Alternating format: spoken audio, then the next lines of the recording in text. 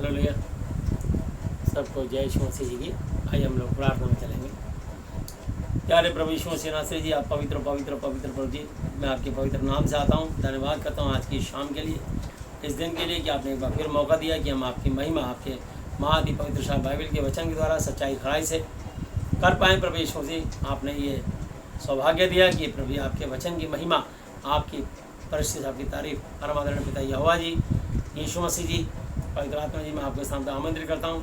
मैं अपनी दिल, दिमाग, अपनी आत्मा, अपने जीवन, अपने श्वास, अपने जीव को आपके कंट्रोल में सौंपता हूँ। बोलने वाला मैं नहीं, वर मेरे द्वारा आपका पवित्र आत्मा हूँ। आज का वचन प्रत्येक के जीवन में 1000 गुना फल है। सबको वचन सुनने वाले कान देना, जिसकी मानसिक चिंता उसे आजाद करना, जिसकी आर्थिक समस्या समाधान करना, जिसको शारीरिक बीमारी उसे चंगा स्वस्थ करके अपनी महिमा लेना। जो भी आराधना स्तुति में वही प्रचार होता है, सब कुछ आपकी महिमा के लिए आपको भाने पाए।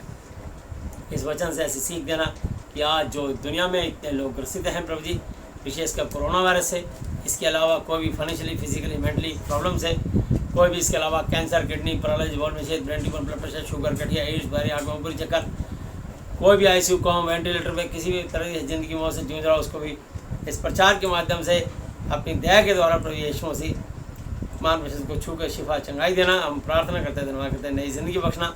आपसे प्रार्थना करते हैं, धन्यवाद करते हैं प्रभु जी। आपसे प्रार्थना करते हैं, सभा का संचालन आप करें। बोलने वाला मैं नहीं, वर मेरे द्वारा पवित्र आत्मा आप मेरी अगुवाई करें।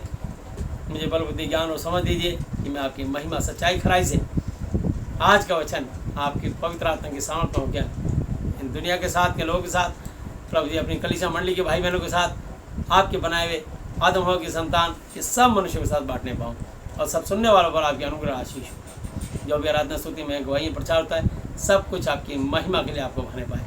समय पर घड़ी आपके हाथों में सौंपते हुए सारी आदर महिमा यीशु मसीह नासरी जी आपको देते हुए धन्यवाद धन्यवाद धन्यवाद की भेंट चढ़ाते हुए सब कुछ अपने उद्धार करता अपने जीवित प्रचार पवित्र पवित्र पवित्र प्रभु यीशु मसीह जी की आदरणीय पवित्र नाम से हम नाम मांगते हैं, आमीन। हालेलुया। आइए हम लोग वचन में चलेंगे और पहला कुरिन्थी 6 अध्याय, और मैं आपको बताना चाहता हूँ उसकी 14 ऐसे और परमेश्वर, 1 कुरिन्थी 6 चैप्टर 14 वर्स, और परमेश्वर अपने सामर्थ्य से प्रभु को जलाया और हमें भी जलाएगा। यहोवा जी ने अपने बेटे को 3 दिन 3 रात के बाद मुर्दों में से जिंदा किया और पूरे स्वर्ग पति का सारा अधिकार दिया। यूहन्ना 14 पे लिखा है, मेरे पिता के घर में बहुत से रहने के स्थान हैं, यदि ना होते मैं तुमसे क्या कहता, मैं तुम्हारे लिए जगह तैयार करने जाता हूँ कि जहाँ मैं रहूँ वहाँ तुम भी रहो, ये आकर तुम्हें अपने यहाँ ले जाऊँ। हालेलुया। तो मैं धन्यवाद करता हूँ कि हमारे लिए प्रभु यीशु मसीह ने बहुत सारे आश्वासन दिए हैं इस महादि पवित्र शास्त्र के द्वारा। यूहन्ना जॉन 10:10 पे लिखा है, यूहन्ना 10:10 पे, चोर केवल चोरी करने, घात करने, नष्ट करने के लिए आता है, परंतु मैं इसलिए आया कि वे जीवन पाएँ और बहुत आस्था पाएँ। हालेलुया। तो प्रभु यीशु मसीह हमको अपना हमारी ज़िंदगी में जीवन देने के लिए आए। हालेलुया। तो आइए हम देखते हैं इसकी पहला कुरिन्थी 6:15 है। क्या तुम नहीं जानते कि तुम्हारी देह यीशु मसीह के अंग है? सो क्या मैं यीशु मसीह के अंग लेकर उन्हें वेश्या के अंग बनाऊं? कदापि नहीं। क्या तुम नहीं जानते कि जो कोई वेश्या की संगति करता है वो उसके साथ एक तन, एक शरीर हो जाता है, क्योंकि वह कहता है कि वे दोनों एक तन होंगे। और जो प्रभु यीशु मसीह की इस वचन की संगति करता है, इस संगति में रहता है, यहोवा जी की संगति में रहता है, वह उसके साथ एक आत्मा हो जाता है। हालेलुया।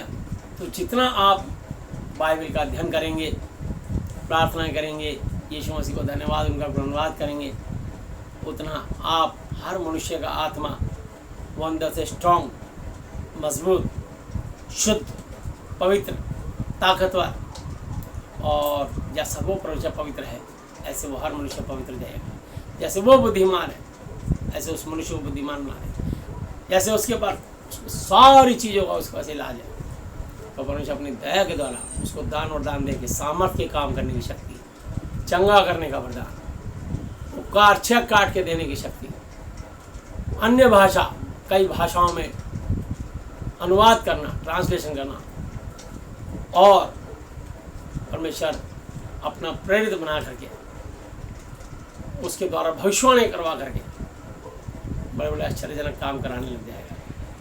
क्योंकि वो सेवक वो दुनियावी बातों में नहीं, बल्कि अपने पिता की संगति में, उसकी हजूरी में, उसके साथ समय बिताता है।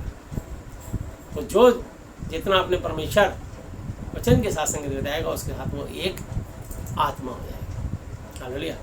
तो आज लोग एक आत्मा नहीं होना चाहते, तो अपनी आत्माओं को मजबूत नहीं करना चाहते। वो धन दौलत और पैसे से खा खा के अपने शरीर को बिल्कुल गैंडे और हाथी की तरह मोटा और हष्ट-पुष्ट करना चाहते हैं। लेकिन उनकी आत्मा अंदर से इतनी निर्बल और दुर्बल और कमज़ोर होती है कि गाड़ी का एक तेज हॉर्न भी बज जाए तो वहीं उनका हार्ट फेल हो जाएगा, क्योंकि उनके अंदर आत्मा दुर्बल है। और यीशु ने कहा शरीर तो दुर्बल है और आत्मा तैयार है। तो अपनी आत्मा को तैयार करने के लिए क्या करना पड़ेगा? जैसे कि कोई शारीरिक योद्धा होता है, उसको पता है कि मुझे इस रेसलिंग पे जाना है, तो उसके लिए बढ़िया बढ़िया पौष्टिक आहार खाता है, खूब दंड बैठक मिलता है, खूब एक्सरसाइज कसरत करता है, अपनी मांसपेशियों को बहुत मजबूत करता है कि मैं लड़ूं तो मैं ही वो जो गोल्ड मेडल है या वो बेल्ट है मैं हासिल हूँ और मैं विश्व चैम्पियन कराऊँ। लेकिन वो चैम्पियन बदलते रहते हैं, क्योंकि जिसका दाव लग जाएगा वो बेल्ट छीन के दूसरे के बाद चली जाएगी। तो एक बात आएगी कि इतने से इतने सन तक ये चैम्पियन रहा, उतने से उतने सन तक वो चैम्पियन रहा। उनके नाम इस तरीके से वो चैम्पियनशिप बदलती चली जाएगी।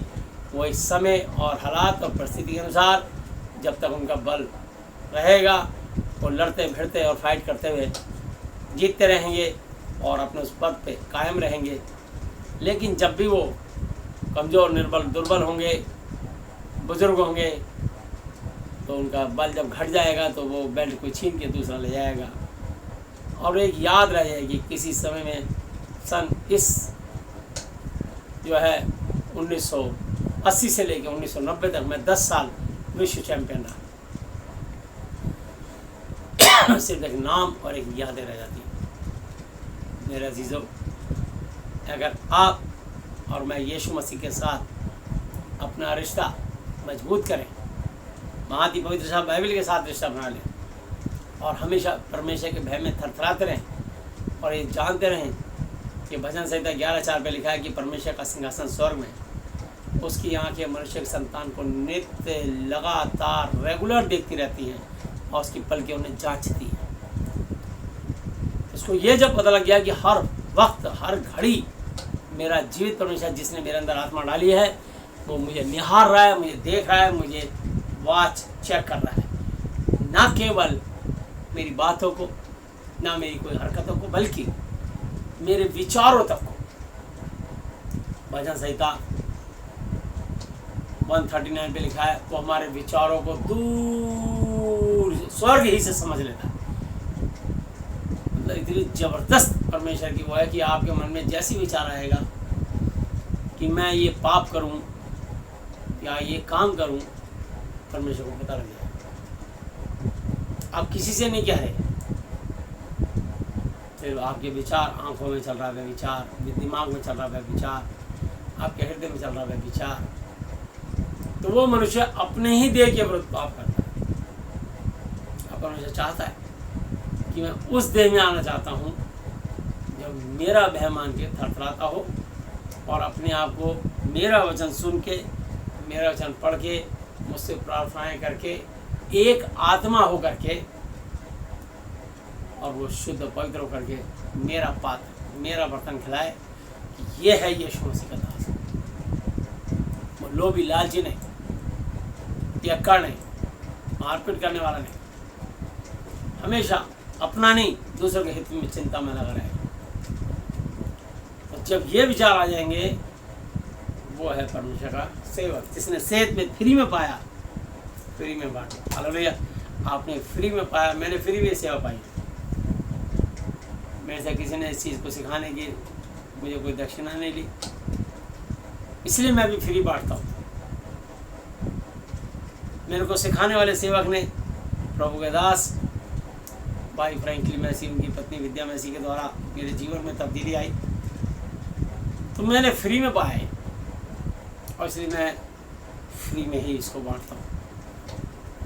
लेकिन जो जो परमेश्वर की शिक्षा और आज्ञा है जो मैंने महादि पवित्र शास्त्र से सीखी वो मैंने लोगों को बताई कि बाइबल के वचन के अनुसार जो हमारे झुंड का चरवाहा होता है हम उसको दशवांश जब देते हैं तो क्योंकि परमेश्वर ने उसका सिर्फ यही काम ठहराया है कि वो आपको काउंसलिंग देगा, आपके पाप श्राप तोड़ेगा, आपके पीछे घर में काम करेगा, दुष्ट आत्माओं से लड़ेगा, आपके लिए भविष्यवाणी करेगा, आपके साथ जो भी गंदी आत्माएं काम कर रही हैं उनके लिए प्रार्थना करेगा और आप ठीक हो जाओगे। उसकी दुआ जाएगी और दया परमेश्वर ही करेंगे। और वो इस बात पे कभी घमंड ना करे कि प्रभु मैंने तेरे नाम से भविष्यवाणी नहीं करी, तेरे नाम से मैंने दुष्ट आत्माओं को नहीं निकाला, तेरे नाम से बहुत अचंभे काम नहीं करे। मत्ती 7:22 पे 7:22 से तब मैं उनसे खुल कर कह दूंगा, हे कुकर्म करने वालों मैंने तुमको कभी नहीं जाना, मेरे पास से चले जाओ। कुकर्म का मतलब होता है गंदे काम करने वाले। अब बताइए दुष्ट आत्मा निकालना, भविष्यवाणी करना, बीमारों को चंगा करना, ये क्या गंदा काम? बहुत अच्छा काम। गंदा काम कहाँ से हो गया? ये गंदा काम तब हुआ जबकि आपने कोई प्रार्थना करी और आपने कहा भाई अपने घर से पानी नहीं, हमसे पानी खरीदो और हम पानी पे दुआ करके देंगे, पानी की कीमत लगा देंगे। तेल पर हम दुआ करेंगे पर तेल आप बाहर से नहीं लाएंगे, या लाएंगे तो आप हमसे दुआ कराएंगे, हम तेल जो दुआ करके देंगे स्पेशल उसको प्रभु यीशु मसीह के नाम से प्रार्थना करेंगे, वो ब्लेस किया हुआ प्रार्थना किया हुआ तेल है, उसकी कीमत लेंगे। ये है कुकर्म। जब आपने सेहत में पाया, फ्री में पाया तो फ्री में बांटो भाई। इसको बेसिस परमेश्वर ने ठहराया, वो आपको दशमांश जरूर। नया नियम जो है कई बार लोग कहते हैं नया नियम में कहीं नहीं लिखा दशमांश के बारे में, तो नया नियम 23 चैप्टर 23 में लिखा है। हालेलुया। ये ना समझना कि पुराना नियम है। परमेश्वर वो कहता है भविष्य की पुस्तक को लोग गायब करें नहीं बल्कि पूरा करना है। परमेश्वर ने ठहराया है। और एक बात याद रखना, परमेश्वर के वचन की बात जो होती है वो बाल बराबर भी इधर से उधर नहीं होगी। लिखा है 2 कोरिन्थियों 9 अध्याय पे कि परमेश्वर हर्ष देने वालों से प्रेम करता है। हर्ष का मतलब खुशी से, उड़ा के नहीं, खुशी से। पर खुशी से दशमांश, ना 9 अंश ना 11 अंश, क्योंकि परमेश्वर के वचन में लिखा है याकूब की पत्री 5 चैप्टर 12 वर्ष पे, जेम्स 5:12, हे मेरे भाइयों सबसे श्रेष्ठ बात यह है कि शपथ ना खाना, ना तो स्वर्ग की, ना पृथ्वी की, ना किसी और वस्तु की, पर तुम्हारी बातचीत हाँ की हाँ, ना की ना हो, ताकि तुम दंड के योग्य न ठहरो। मलाकी 3 अध्याय 6 से लेकर 12 तक प्रभु ने लिख दिया कि जो अपने दशवांश और भेंट अपने झुंड के चरवाहे को नहीं देगा। भेंट तो बाहर के दासों के लिए होती है, कोई दूसरा उनके कलीसिया के अलावा किसी और मिनिस्ट्री की हेल्प करना चाहता है तो जो 90% बचता है उसमें से अपनी भेंट में से दे सकता है, पर दशवांश उसके झुंड के चरवाहे को ही जाएगा, वो किसी और मिनिस्ट्री को नहीं जाएगा। जिस पास्टर ने आपके साथ मेहनत करी है, जिसने दिन रात आपके लिए दुष्ट आत्माओं से लड़ा है, उसकी प्रार्थनाओं से, उसकी शिक्षा से, उसकी तालीम से, उसकी ब्लेसिंग से आप आशीषित हुए, क्योंकि परमेश्वर का वचन आशीषित है। परमेश्वर ने उसको इस काम के लिए उठाया है। सच्चा सेवक ही वही है जो सिर्फ और सिर्फ इस महादि पवित्र शास्त्र का वचन सुनाता है और उससे फिर जीवन की जीविका चलाता है। लिखा है 1 कोरिन्थियों 9:13 और 14 पे, इसी रीति से प्रभु ने ठहराया कि जो लोग मंदिर की सेवा करते हैं वो मंदिर में से खाते हैं, जो लोग वेदी की सेवा करते हैं वो वेदी के साथ यज्ञ अनुष्ठान करने वाले उसके भागी होते हैं। इसी रीति से प्रभु यीशु मसीह ने ठहराया कि जो लोग सुसमाचार सुनाते हैं उनकी जीविका सुसमाचार से हो। जो लोग शुभ संदेश देंगे वो और कोई काम नहीं करेंगे, उनकी कोई फैक्ट्री, कोई दुकान, कोई स्कूल, कोई उनकी ऐसी चीज़ नहीं होगी। अगर उनका कहीं और कोई अर्निंग का जरिया है तो वो पास्टर नहीं है, वो ब्रदर है। पास्टर सिर्फ प्रभु यीशु मसीह की सेवा करेगा। बेशक उन सारे पास्टरों के ऊपर कंट्रोल करेगा, जैसे सारे एमएलए के ऊपर एक मुख्यमंत्री होता है, सारे मंत्रियों पर एक प्रधानमंत्री होता है और सारे देश के ऊपर राष्ट्रपति होता है और सारी कंट्रियों को राष्ट्रपति के ऊपर सृष्टि का पिता जो राजाओं का महाराजा, प्रभु का महाप्रभु है, स्वर्ग से सिंहासन, पृथ्वी उसके पांव तले की चौकी है, वो यीशु मसीह नासरी जी हैं। उनके परमादरणीय पिता यहोवा जी हैं, और ये महाति पवित्र शास्त्र है। और चौथा जलनशील परमेश्वर है, अपनी महिमा किसी दूसरे को नहीं देगा। तो लोग दशवांश को जानने ही वाले, और दशवांश देना है और बिल्कुल हर्ष से देना है। अगर आपके अंदर दशवांश देने में कुड़कुड़ाहट है तो बिल्कुल मत दीजिए, पर जब भी दशवांश देना दशवांश ही पड़ेगा, वो भी अपने झुंड के चरवाहे। हालेलुया। ये नहीं कि जो मर्जी दे दो, कोई भीख नहीं दे रहे, कोई टकसाल ऐसे नहीं कि तुम जो मर्जी दे दो, ऐसा नहीं होता। प्रभु के दास जो है, प्रभु ने नियम ठाए, उसके नियम को आप पलट नहीं सकते। वो कहता है कौमा, एक मात्र एक बिंदु भी नहीं हटेगी, बिना किए हुए पूरा टल नहीं सकती। तो ये हर्ष से देने वाले से खुश होता है। अरे हर्ष का मतलब वो दशवांश हर्ष से देना है। अगर दशवांश हर्ष से नहीं दे रहे तो बेहतर आप ना दीजिए। तो ये चीज़ है कि दशवांश वो भी अपने झुंड के चरवाहे को जाएगा। ये नहीं कि दूसरा हमारे चर्च में आइए, अरे तुम्हारा बपतिस्मा हुआ कि नहीं हुआ, नहीं हुआ तो आइए हम तुम्हारा बपतिस्मा करते। क्या होता है बपतिस्मा? पहले बपतिस्मा के बारे में जानिए, बपतिस्मा होता क्या है। जिसको देखो बपतिस्मा मतलब भी नहीं जानते, बपतिस्मा क्या होता है, मतलब भी नहीं जानते। कभी मैं इस पर प्रचार करूँगा तो मैं अपनी कलीसिया में खुल के प्रचार करता हूँ और बताता हूँ कि बपतिस्मा क्या होता है, क्योंकि सच सुनने की लोगों की आदत नहीं है, हिल जाएंगे सारे, ठीक है ना। तो परमेश्वर को दुकानदारी या बिजनेस नहीं है।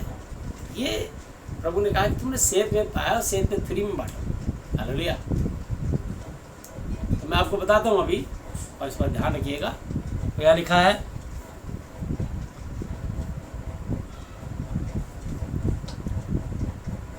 सत्रह आयत, और जो प्रभु की संगति में रहता है वह उसके साथ एक आत्मा हो जाता है। यानी इस वचन की संगति में रहने वाला और परमेश्वर के साथ उसका सच्चा भक्त बनता है। हालेलुया।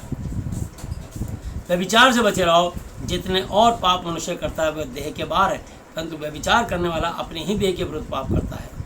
क्या तुम नहीं जानते कि तुम्हारी देह पवित्र आत्मा का मंदिर है, जो तुम में बसा हुआ है, यीशु मसीह, और तुम्हें परमेश्वर यहोवा की ओर से मिला है, और तुम अपने नहीं हो, क्योंकि दाम देकर मोल लिए गए हो। इसलिए अपनी देह के द्वारा परमेश्वर की महिमा करो। हालेलुया।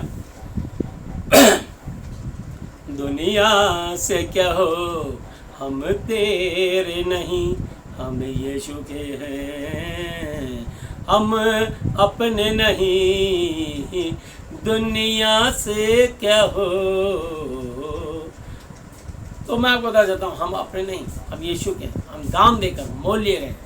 जैसे आप प्लॉट का बयाना देते हैं, वो एडवांस हो गया, उसका पूरी पेमेंट देने के बाद वो प्लॉट आपका हो। आप उसको 1 मंजिल बनाइए, 2 मंजिल बनाइए, 3 मंजिल, 4 मंजिल बनाइए, जितने सरकार के कानून हैं उस हिसाब से आप बिल्डिंग अपने माले खड़े कर दीजिए। वो उतनी ज़मीन आपकी है।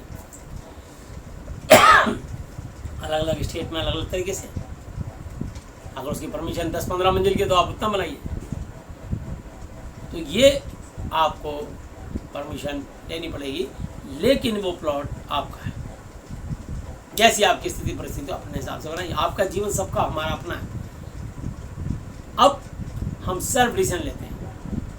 तो कुछ लोग तो संसार की बुद्धि और संसार की बातों से डिसीजन लेते हैं, और प्रभु यीशु मसीह का भय मानने वाले बच्चे वो महादि पवित्र शास्त्र से इस बात को सोचते हैं कि परमेश्वर, प्रभु जी आपकी क्या आज्ञा है, क्या इच्छा है, कृपया मेरी अगुवाई करें। मैं प्रार्थना करके आपसे पूछ रहा हूँ, आप मुझसे बातचीत करें। और परमेश्वर की आवाज़ सुनते और सही मार्ग और डायरेक्शन चाहते हैं, ताकि परमेश्वर उनको निर्देश करे, और निर्देश के बाद उनको आदेश करे, वो उसके आदेश का पालन करें। वो परमेश्वर इस महान अति पवित्र शास्त्र की गाइडलाइन से चलना चाहते हैं। तो इसलिए ऐसा नहीं है। मैं आपको फिर बताता हूँ, मत्ती की पुस्तक और उसका 5 अध्याय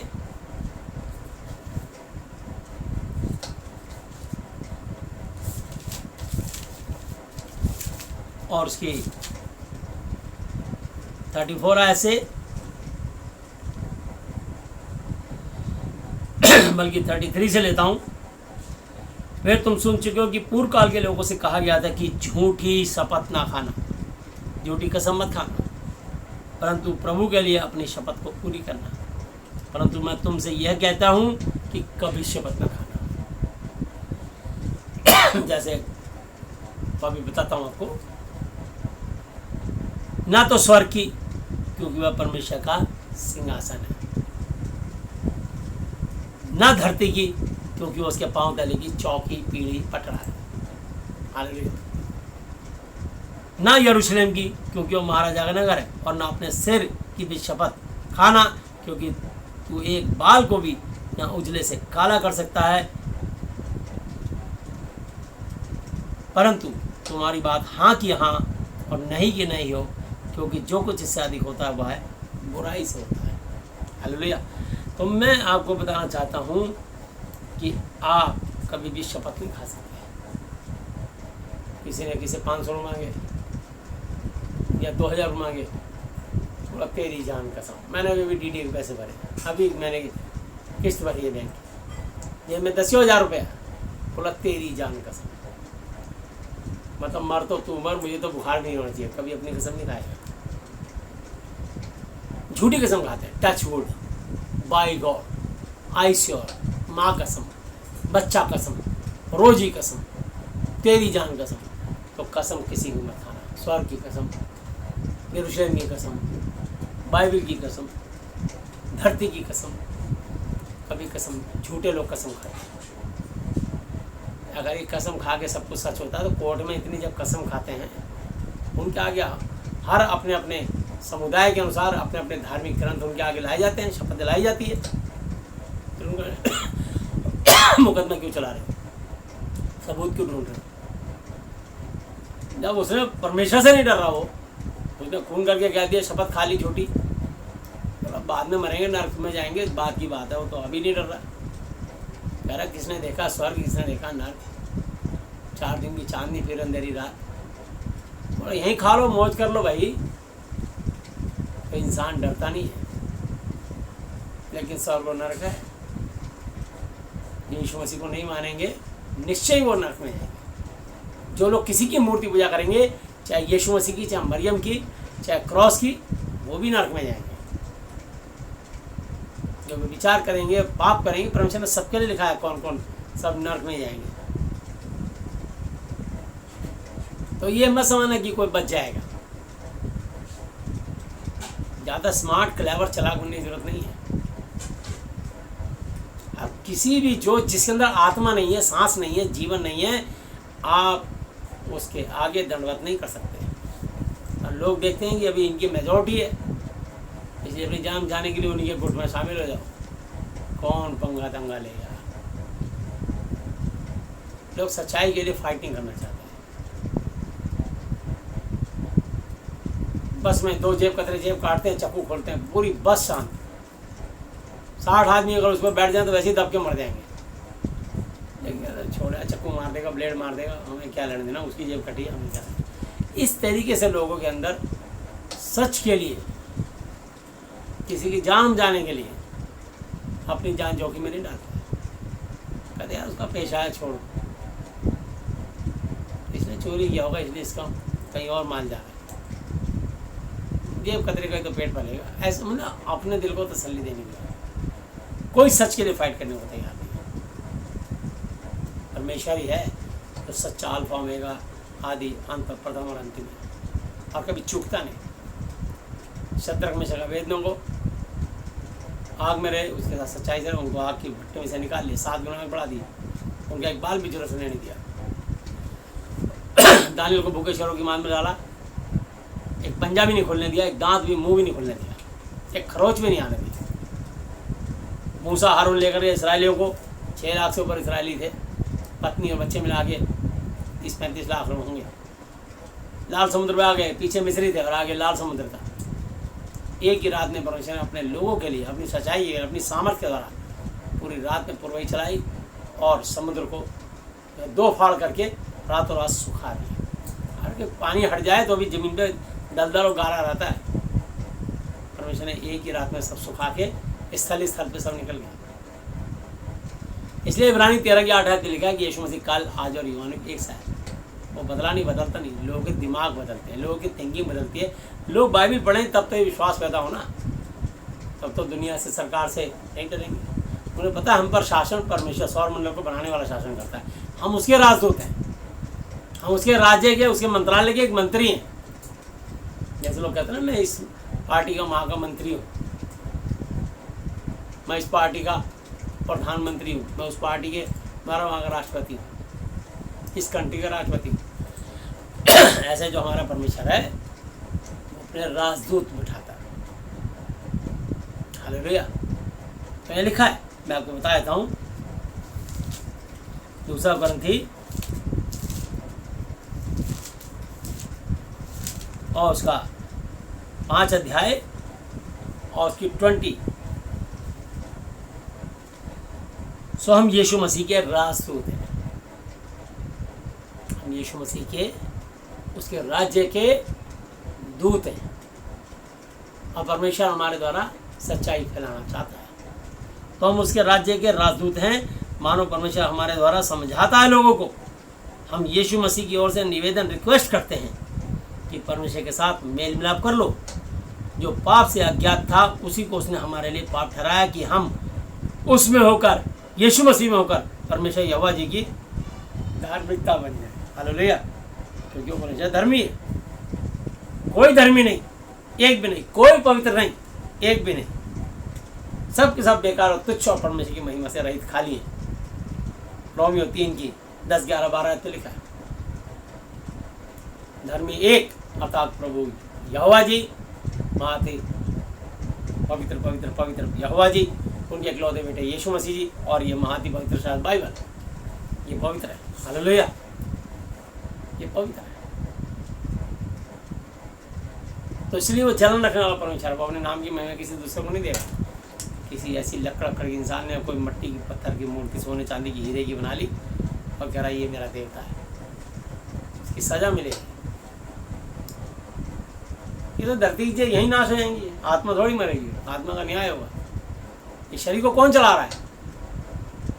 रोटी पानी सब्जी थोड़ी चला रहा है, आत्मा चला रहा है। आत्मा निकलते ही बंदा कितने कितने महीने ऑक्सीजन उसको लगी रहती है, ग्लूकोज चढ़ता रहता है, तो ना रोटी मिलती ना सब्जी मिलती, तब भी जिंदा। क्यों जिंदा है? कोमा में चला गया, कैसे जिंदा है? आत्मा के कारण जिंदा। आत्मा निकल जाएगी तो बंदा मर जाएगा। आत्मा उस परमेश्वर के बाद जाएगी। यीशु मसीह नासरी उनका नाम है, स्वर्ग और पृथ्वी के स्वामी। तो जो उनकी महिमा करते हैं परमेश्वर उन पर दया करते हैं।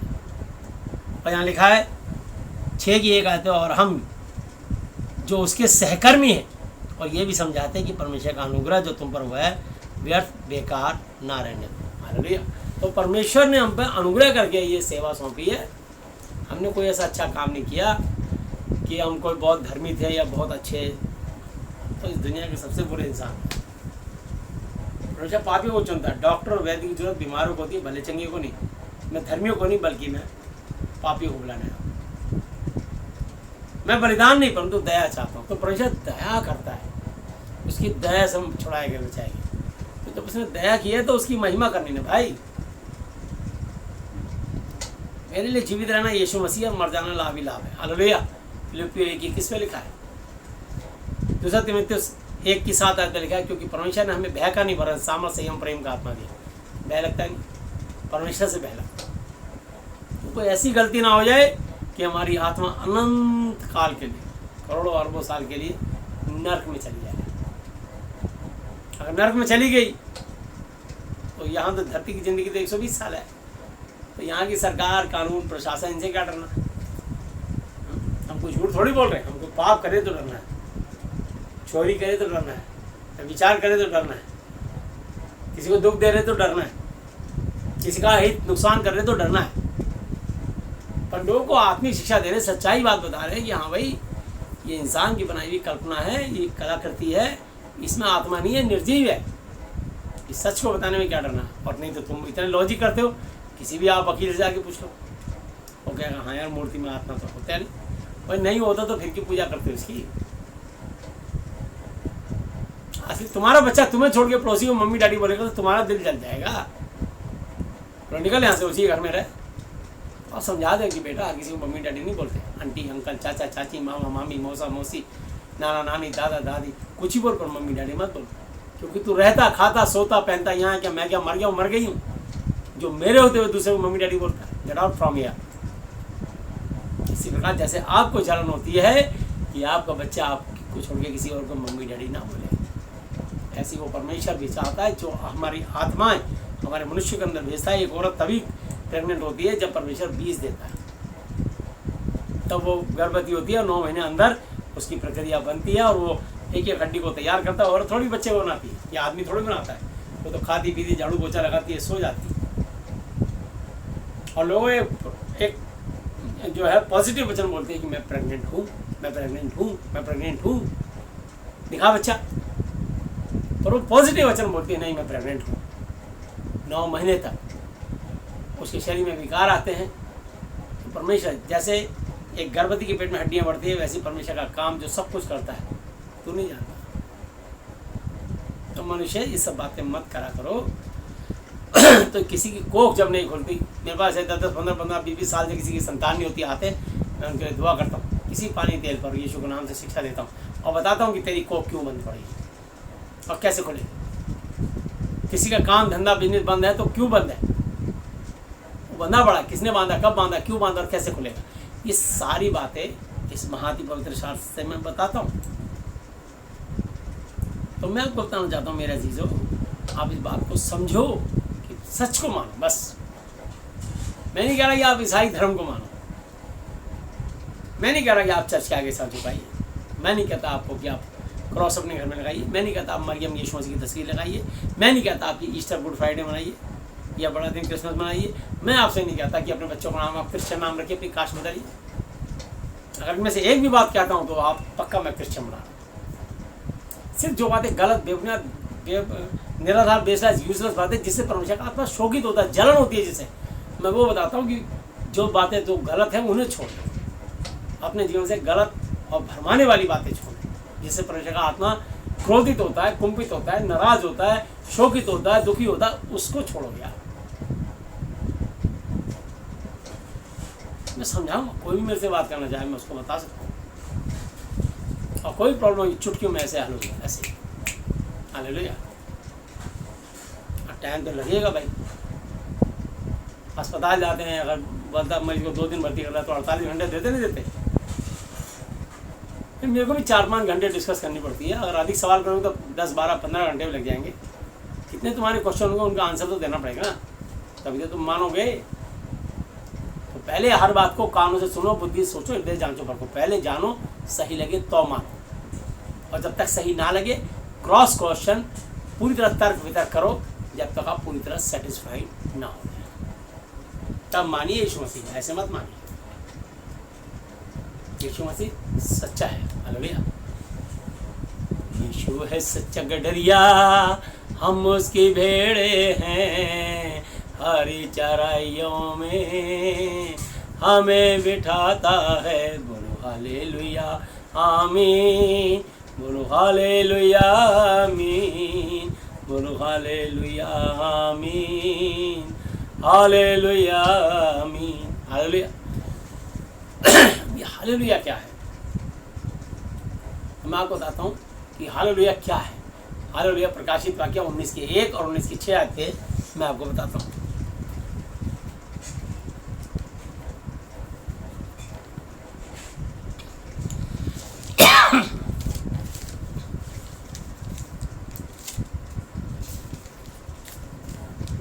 इसके बाद मैंने स्वर्ग में 19 रेवल्यूशन 19:1 प्रकाशित वाक्य 19:1, इसके बाद मैंने स्वर्ग में मानो बड़ी भीड़ को ऊंचे शब्द से यह कहते हुए सुना कि हालेलुया, यानी उद्धार, मोक्ष और महिमा और सामर्थ हमारे परमेश्वर ही की है। हालेलुया, उद्धार, महिमा, मोक्ष हमारे यहोवा जी यीशु मसीह जी की है। हालेलुया। यहाँ लिखा है उद्धार, महिमा और सामर्थ हमारे परमेश्वर ही की है।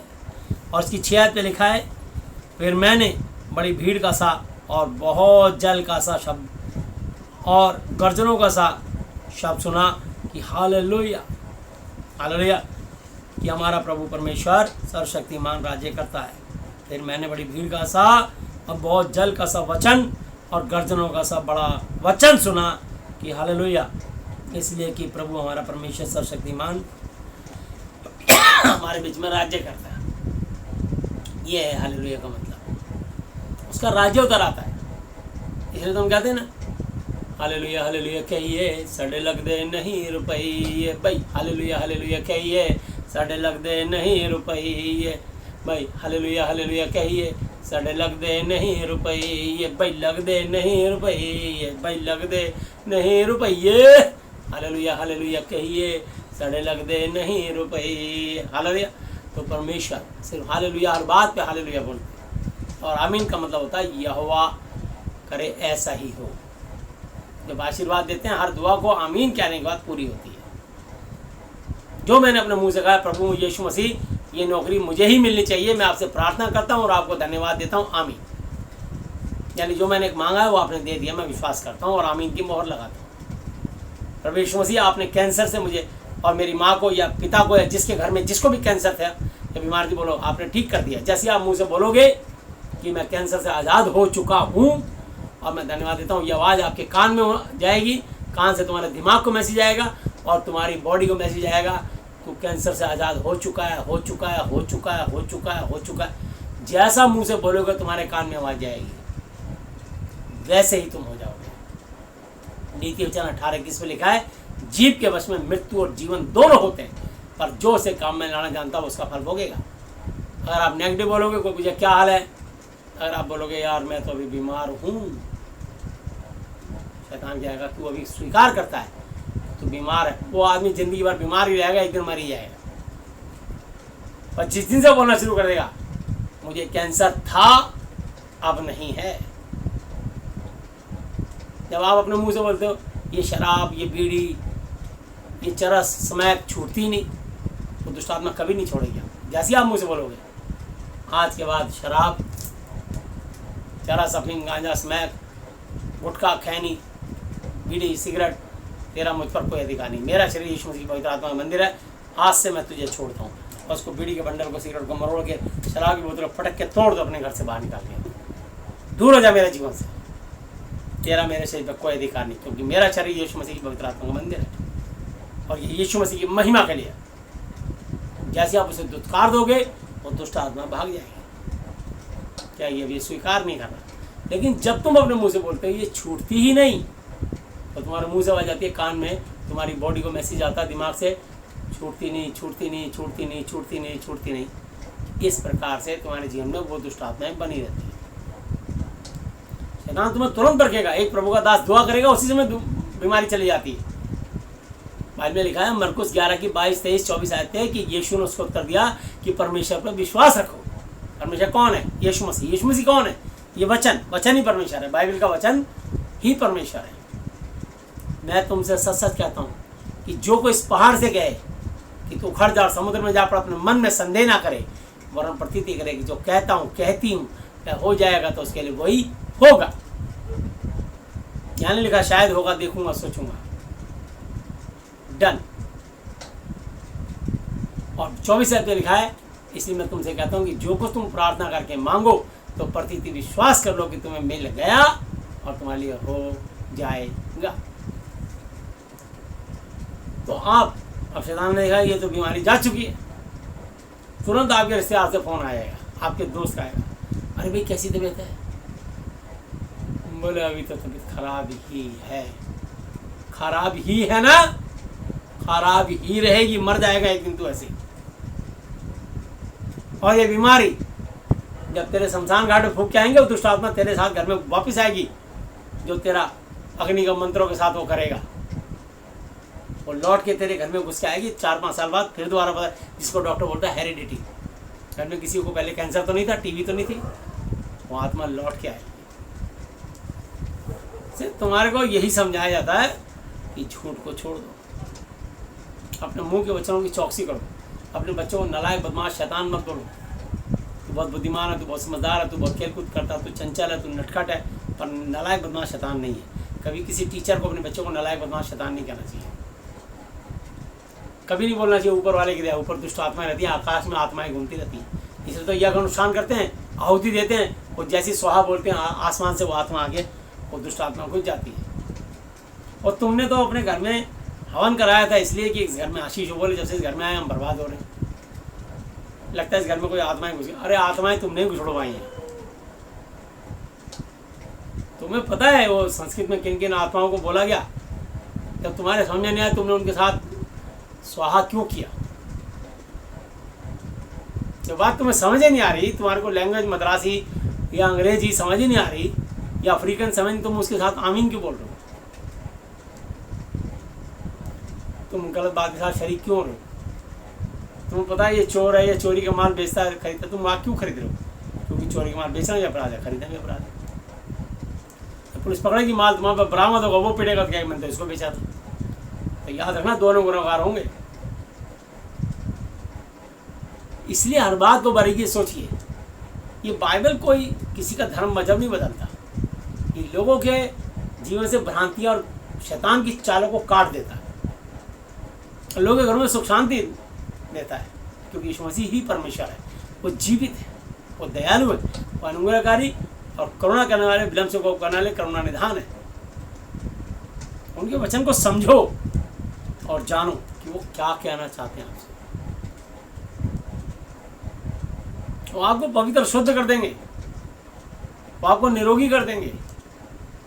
चाहे किसी को एड्स हो, चाहे कोरोना हो, चाहे कैंसर हो, चाहे ब्लड प्रेशर हो, चाहे शुगर हो, चाहे गठिया वाय हो, चाहे दुनिया में कोई भी लकवा फालिस पैरालाइज हो, यूँ ठीक हो। यीशु मसीह पे विश्वास करिए, ये बाइबल अध्ययन कीजिए ना, जाइए कहीं से ढूंढिए, किताब पढ़िए। मैं तो दिन रात यही पढ़ता हूँ। मैं तो किसी चर्च के आगे सर नहीं झुकाता, मैं तो किसी चर्च में नहीं जाता। इतने बच्चों को 21 साल हो गए सेवा करते, मैंने कभी किसी का नामकरण नहीं, आज तक मैंने क्रिश्चियन नाम नहीं रखा। परसों एक बच्चा पैदा हुआ है, उसका नामकरण किया संयम। हमारे गोल्डन भाई के बेटे का नाम है संयम, क्योंकि परमेश्वर के लिए बड़ा धीरज रखा। 3 साल से प्रार्थना कर रहे थे, दुआ कर रहे थे कि परमेश्वर इनकी कोख खोल, इनकी पत्नी की। डॉक्टर ने लाइलाज घोषित किया था। हमने कहा चिंता मत करो, हमारा परमेश्वर इब्राहिम, इसहाक, याकूब का परमेश्वर है। इब्राहिम 100 वर्ष का था और सारा 90 वर्ष की थी, उसकी कोख खोली। इसलिए बहुत पेशेंस रखा, संयम रखा, और प्रभु यीशु मसीह ने जब वो संतान दी तो उसका नाम संयम रख दिया। तो मैं आपको बताना चाहता हूँ कि परमेश्वर चाहता है कि आप उस पर विश्वास कीजिए, पेशेंस रखिए, वो आप पे दया करेगा। यहोवा की ये वाणी है। मैं तुम्हारे विषय में कहता हूँ कि यहोवा की ये वाणी है। तो पहले नाम सोच सकते कि अगर बेटी देगा परमेश्वर तो उसका नाम वाणी रखा जाएगा, और अगर बेटा देगा तो उसका नाम हम संयम रखेंगे। बताइए, वो दुनिया में भी नहीं आया था, 2 साल पहले डिसाइड कर दिया गया। ये बात है परमेश्वर। नामकरण कर दिया, डॉक्टर कहने लगे तुम इतनी जल्दी, अभी आज ही पैदा हो, आज ही नाम रख दिया। पहले से प्रभु यीशु मसीह ने जन्म में डाल दिया, इसका नाम संयम रखा जाएगा। हालेलुया। तो मैं आपको बताना चाहता हूँ, संयम झा, झारखंड के रहने वाले, तो बिहार के पंडित होते हैं, तो संयम झा रहेगा। मैं आपको बताना चाहता हूँ, परमेश्वर को किसी कास्ट नहीं बदलता। ये गलतफहमी निकाल दीजिए। ये कुछ लोग हैं जो धर्म की आँख फेंक के लोगों पर रोटियाँ सेकना चाहते हैं कि उनकी धंधा चौपट हो जाए, सच्चाई ना जान ले। शैतान को तकलीफ होती है, शैतान को उसके हड़का में इतनी सच्ची बातें बता रही है, वो बताओ जिससे कि देश, दुनिया और जनता का और राष्ट्र का हित हो। हर कोई अपने हित के नहीं बल्कि दूसरे के हित की चिंता किया करे। लिखा है फिलिप्पियों 2 की 1 आयत, हर कोई अपने हित के नहीं बल्कि दूसरे के हित की चिंता किया करे। तो जितने भी पास्टर, बिशप और प्रचारक हैं वो दुनिया के पूरे हित की चिंता करते हैं। इसलिए जो लोग बिना पैसे के स्वार्थ के सेवा करते हैं वो सचमुच वो परमेश्वर के सच्चे दास हैं। और जो लोग इसमें इनकम और कमाई करते हैं और अपने तरीके से कुछ कमाना चाहते हैं वो दुष्ट दास हैं।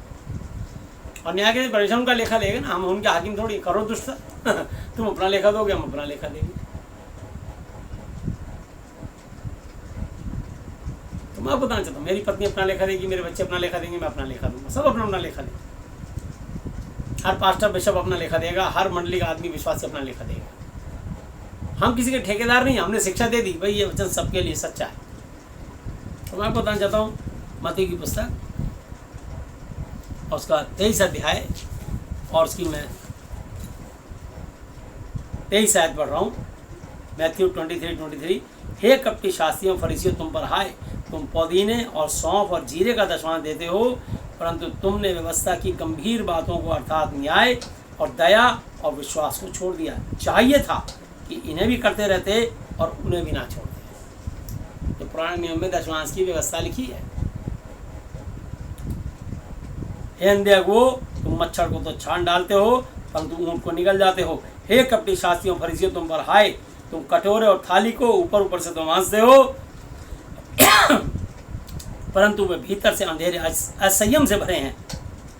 हे अंधे फरीसी, पहले कटोरी और थाली को भीतर से मांज कि वो बाहर से भी स्वच्छ हो। और परमेश्वर क्या करता है कि हमारी अंदर से सफाई करता है। हालेलुया। तो जिस दिन आपके अंदर की सफाई हो जाएगी, पाप करना छोड़ देंगे। इसलिए बाइबल को मानने वाले सब दुखी रहते हैं, पर बाइबल की आज्ञा मानने वाले सब सुखी रहते हैं। को मानो तो किताब, इसको बगल में दबा लो, कुछ नहीं करेगी। सरदारों की तरह सर पे लेके चलो, मक्खी मत बैठने दो, कुछ नहीं करेगी। इसकी धूपबत्ती अगरबत्ती लगा के सुंघा की नाक ही नहीं है, इसकी पूजा करने से कुछ भी नहीं करेगी। इसको खोल के पढ़ो, अध्ययन करो, इसका स्टडी करो, स्टडी। और परमेश्वर का आत्मा तुमसे बातचीत करेगा, तुम्हारी गलतियों को बताएगा, चिताएगा तुम लोग कहाँ गलत हो। तो मैं आपको बताना चाहता हूँ कि परमेश्वर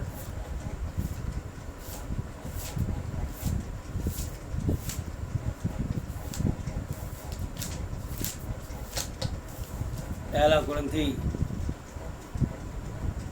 और 18 में विचार से बचे रहो। जितने और पाप मनुष्य करता है वे देह के बाहर हैं, परंतु वे विचार करने वाला अपने ही देह के विरुद्ध पाप करता है। क्या तुम नहीं जानते कि तुम्हारी देह पवित्र आत्मा मंदिर है जो तुम में बसा हुआ है और तुम्हें परमेश्वर की ओर से मिला और तुम अपने नहीं हो, क्योंकि तुम दाम देकर मोल लिए गए हो। इसलिए अपनी देह के द्वारा परमेश्वर की महिमा, आराधना, स्तुति, बड़ाई, तारीफ, प्रशंसा, गुणानुवाद करो। क्योंकि यशाया 43 की 21 आयत में लिखा है कि इस प्रजा को मैंने अपने गुणानुवाद के लिए ठहराया है। कौन सी प्रजा? जो इस महादिव्य शास्त्र का सम्मान करते, इज्जत करते, उसके पीछे चलते हैं। इसलिए नहीं ठहराया। और अगर ये गलत काम करेंगे तो ये देख लीजिए, सबके लिए मृत्यु है, कौन कौन नरक में जाएंगे, यहाँ लिख दिया।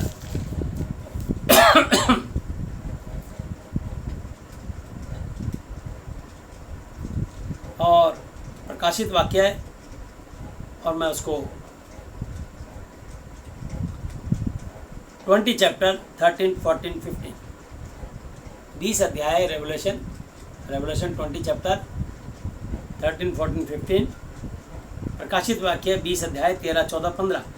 और समुद्र ने उन मरों को जो उनमें था दे दिया, और मृत्यु अधोलोक ने उन मरों को जो उनमें था दे दिया, और उनमें से हर एक के कामों के अनुसार उनका न्याय किया गया।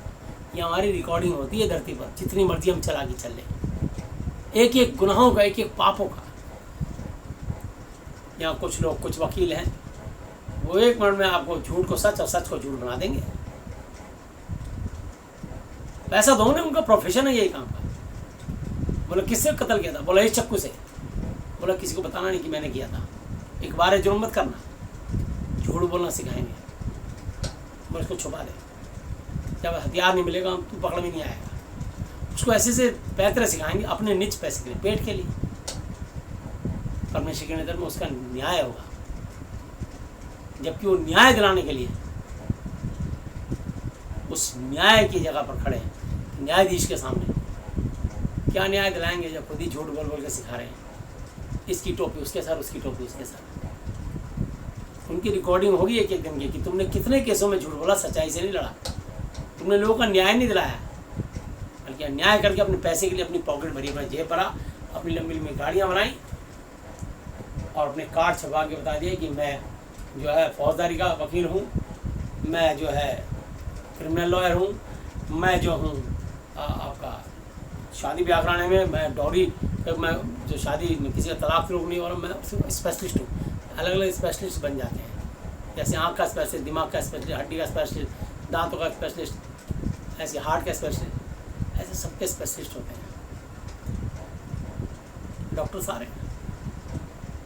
ये सारा स्पेशलिस्ट बना निकल जाएगा जब तुम्हारी आत्मा ने आएगी, यीशु मसीह की बात सामने जाएगी, तो वो तुम्हारी रिकॉर्डिंग दिखाएगा। लिखा मती 12 की 35, 36, 37 आते हैं कि भला मनुष्य मन के भले भंडार से भली बातें निकालता है, और बुरा मनुष्य बुरे भंडार से बुरी बातें निकालता है। और न्याय के दिन हमारी आत्मा का न्याय होगा। न्याय के दिन हर एक व्यक्ति तो अपनी बातों का निर्दोष, अपनी बातों के कारण दोषी ठहराया जाएगा। जितने झूठ बोलते हो, बुलवाते हो, परमेश्वर को ऐसा में लिखा है कि जो नीति वचन 17 की 15 तक, जो नीति वचन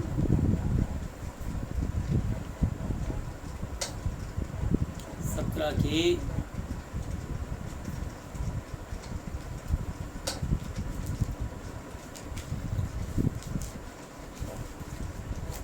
13, 14, 15 पढ़ूंगा। 17 की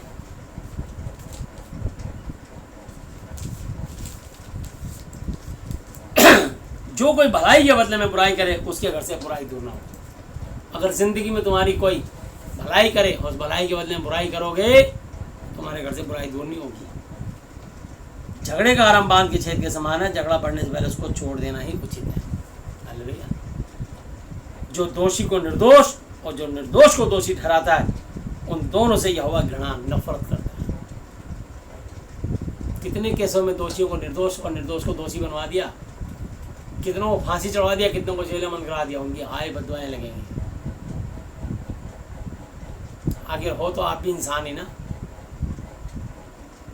परमेश्वर सब बातों का लेखा ले लेगा। ये प्रोफेशन मत समझना, आपका प्रोफेशन है तो आप, कानून तो अंधा है, उसकी आंखों में पट्टी बंधी है। वो कहता है जो सबूत दोगे, जो पेश करोगे, सच्चाई के लिए फाइट करो, झूठ के लिए नहीं, झूठ बुलवा के नहीं, बल्कि झूठ को हराने के लिए, किसी को न्याय इंसाफ दिलवाने के लिए फाइट करो। वो है सच्चा वकील, उसका भी लेखा लिया जाएगा। जीते परमेश्वर का हाथों पढ़ना भयानक बात है। इब्रानी 10 की 31 आयत पे लिखा है। तो ये महादी पवित्र शास्त्र किसी को ईसाई क्रिश्चियन नहीं बनाती, बल्कि ईसाई नहीं सही बनाती है। जहाँ गलत हो तो आपके जीवन में वो गलतियों को सही कर देगी। यहाँ गलत हो, इसको पढ़ लो, इसके अनुसार चलो तो तुम सही हो जाओगे, राइट हो जाओगे, राइट। तो ये तुमको ना ईसाई बनाएगी ना कसाई, बल्कि सही बनाएगी।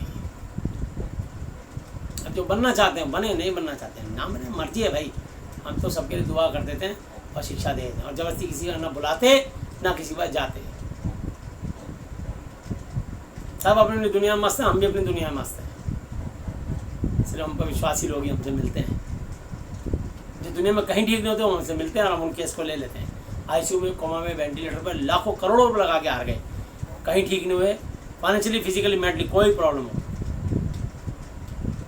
हम तो उस केस को लेते हैं। क्योंकि हम उस परमेश्वर को जानते हैं जहाँ से मनुष्य की बुद्धि और ज्ञान खत्म होता है, डॉक्टर, वकील, इंजीनियर सब हार जाते हैं, वहाँ से परमेश्वर की सामर्थ्य शुरू होती है। तभी तो आश्चर्यकरम कहते हैं उसको। तो ये वो परमेश्वर। तो यहाँ लिखा है, प्रकाशित वाक्य है 20 की 13, 14, 15 आयत। और समुद्र उन मरों को जो उसमें से दे दिया, और मृत्यु और लोक की जो उनके मरे हुए थे उनको दे दिया, और उनमें से हर एक के कामों के अनुसार उनका न्याय किया गया। और मृत्यु अधलोक भी आग की झील में डाले गए, यानी मौत। हालेलुया। मृत्यु और अधलोक, नरक भी आग की झील में डाले गए। वह आग की झील तो दूसरी मृत्यु है। क्या समझ रहे? बस यहीं पर ही बहुत पैसा ऐसा कमा लिया, गाड़ी बंगला इकट्ठा कर लिया, सोना चांदी इकट्ठा कर लिया। ये सोना चांदी हमें स्वर्ग में नहीं पहुंचाएगा, ये तो परमेश्वर की दया से मिला हमें। जो भी घड़ियाँ वड़ियाँ मिली है उसकी दया से मिली है, अच्छे कपड़े उसकी दया से मिले, उसकी अनुग्रह ही बहुत है हमारे लिए। बस घमंड नहीं हम सफारी सूट पहने, कुछ नहीं है। जो तुम्हारे पास है उसी पे संतोष करोगे। कुछ आप ही कहा है मैं तुझे कभी ना छोड़ूंगा ना कोई तुझे त्यागूंगा। इसलिए हम बेदड़ा को अगर कहते हैं कि प्रभु यीशु मसीह मेरा सहायक है, मैं ना डरूंगा डरूंगी, मनुष्य मेरा क्या कर सकता है। इब्रानी 13 की 5 और 6 आयत पे लिखा है।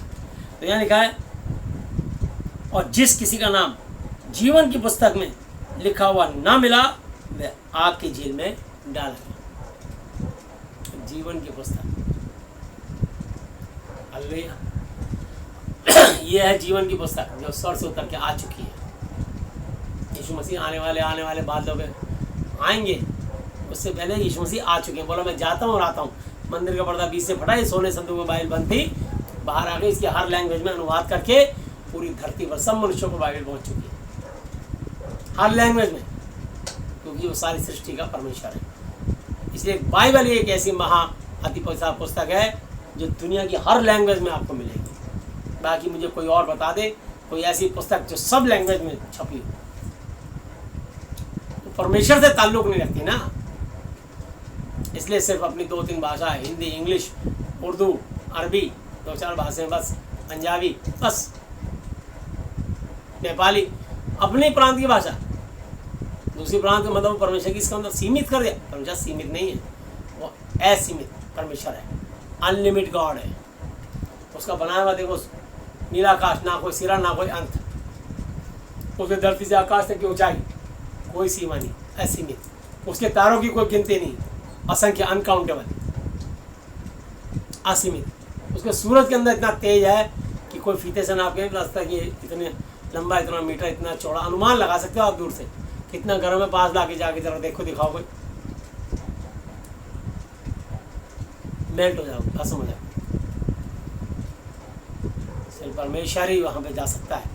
जब चाहे सूरज की रोशनी को कंबल के समान काला कर देगा, एक दिन अपनी रोशनी उसमें से निकाल लेगा। जैसे चित्रकार ने रंग भरे हैं तो वो रंग निकाल देता है। किसी रंगाई वाले ने अगर किसी पर रंग चढ़ाया है तो एक ऐसी चीज़ डालेगा केमिकल, तो डंडी से कपड़े घुमाएगा, थोड़ी देर में उसका कलर निकल जाएगा और चुन्नी को वाइट बना देगा। तो उसने कलर चढ़ाया था, उसने कलर निकाल ली। तो परमेश्वर ने इसमें सूरज के अंदर तेज डाला है। जगत की ज्योति तो प्रभु कहता है यीशु मसीह में हूँ, इसलिए उसने उजाला बनाया, उजाले में रोशनी बाद में आई है। हालेलुया। तो परमेश्वर ने आपको भेजा उसे वचन बोला तो ही उजाला होगा। तो मैं ये बताना चाहता हूँ परमेश्वर जीवित है। और यहाँ लिखा है 21 अध्याय 21 चैप्टर की 6 से लेकर 8 आयत तक। फिर उसने मुझसे कहा ये बातें पूरी हो गई हैं, मैं अल्फा और ओमेगा, आदि और अंत, मैं प्यासे को जीवन के जल के सोते में से सेंत में फ्री में मिलाऊंगा। जो जय पाए वो इन वस्तुओं का वारिस होगा और मैं उसका परमेश्वर होऊंगा और वह मेरा पुत्र पुत्री होगी। और डरपोक, परमेश्वर के होते भी डरते हो? किससे डरते हो? समाज से, कानून से, झूठ से, शैतान से? अरे सर्वशक्तिमान अल्फा ओमेगा परमेश्वर तुम्हारे साथ, उसकी संतान हो, उसके सहकर्मी हो तुम। तो यहाँ लिखा है जो जय पाए वही वस्तुओं का वारिस होगा और मैं उसका परमेश्वर होऊंगा और वो मेरा पुत्र पुत्री होगा। और डरपोकों और अविश्वासियों और घिनौना गंदा काम करने वाले और हत्यारों और व्यभिचारियों और टोना, जादू टोना, तंत्र मंत्र जंतर करने वाले और मूर्ति पूजकों और सब झूठ बोलने वाले झूठों का भाग उस झील में मिलेगा जो आग और गंधक से जलती रहती है, कंटिन्यू। यह दूसरी मृत्यु है, यह है आत्मा की मौत। मरने कहते ना स्वर्गवासी हो गया, मरने के बाद ये बोला करो देहांत हो गया। अब देह का अंत हुआ, या तो नरकवासी होगा या स्वर्गवासी होगा। तो स्वर्गवासी कैसे होना है और नरकवासी कैसे होगा, ये सब बाइबल बताती है। ये महाति पवित्र शास्त्र, शैतान भी घबराता है इससे। मैं आपको बताना चाहता हूँ इसकी 22 की 14 पे लिखा है, धन्य वे जो अपने वस्त्र धो लेते हैं, क्योंकि जीवन के पेड़ के पास आने का अधिकार मिलेगा। वे फाटकों से होकर नगर में प्रवेश करेंगे और कुत्ते और टोने और व्यभिचारी और हत्यारे और मूर्ति पूजक और हर एक झूठ का चाहने वाला और गढ़ने वाला बाहर नरक में रहेगा। मुझ यीशु ने अपने स्वर्गदूत को इसलिए भेजा कि तुम्हारे आगे कलीसियाओं के विषय में इन बातों की गवाही दूं कि मैं गवाही दे कि मैं दाऊद का मूल वंश और भोर का चमकता हुआ तारा हूँ। और आत्मा और दुल्हन दोनों कहती है कि आ, और सुनने वाले भी कहें कि आ, और जो प्यासा हुआ है आए, और जो कोई चाहे वह जीवन का जल सेहत में फ्री में ले ले। हालेलुया। उसके लिए आपको धर्म परिवर्तन कास्ट चेंज नहीं करना, अपना क्रिश्चियन नाम नहीं रखना, आपको चर्च के आगे से रोट नहीं करना। हालेलुया। आपको समझना है इस बात को, वो परमेश्वर है और वो आपको हर बात का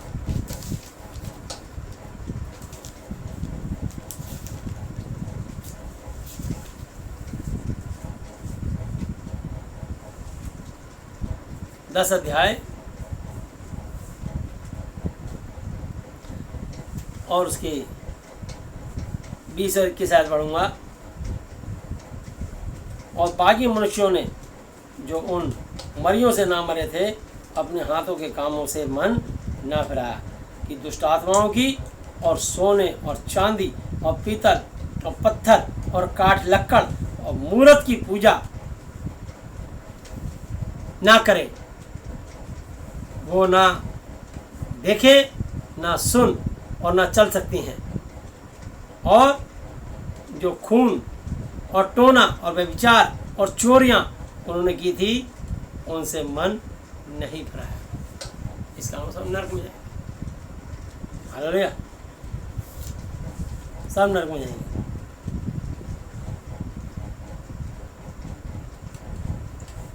और परमेश्वर ने 10 अध्याय की 10 और 11 पढ़ रहा हूँ।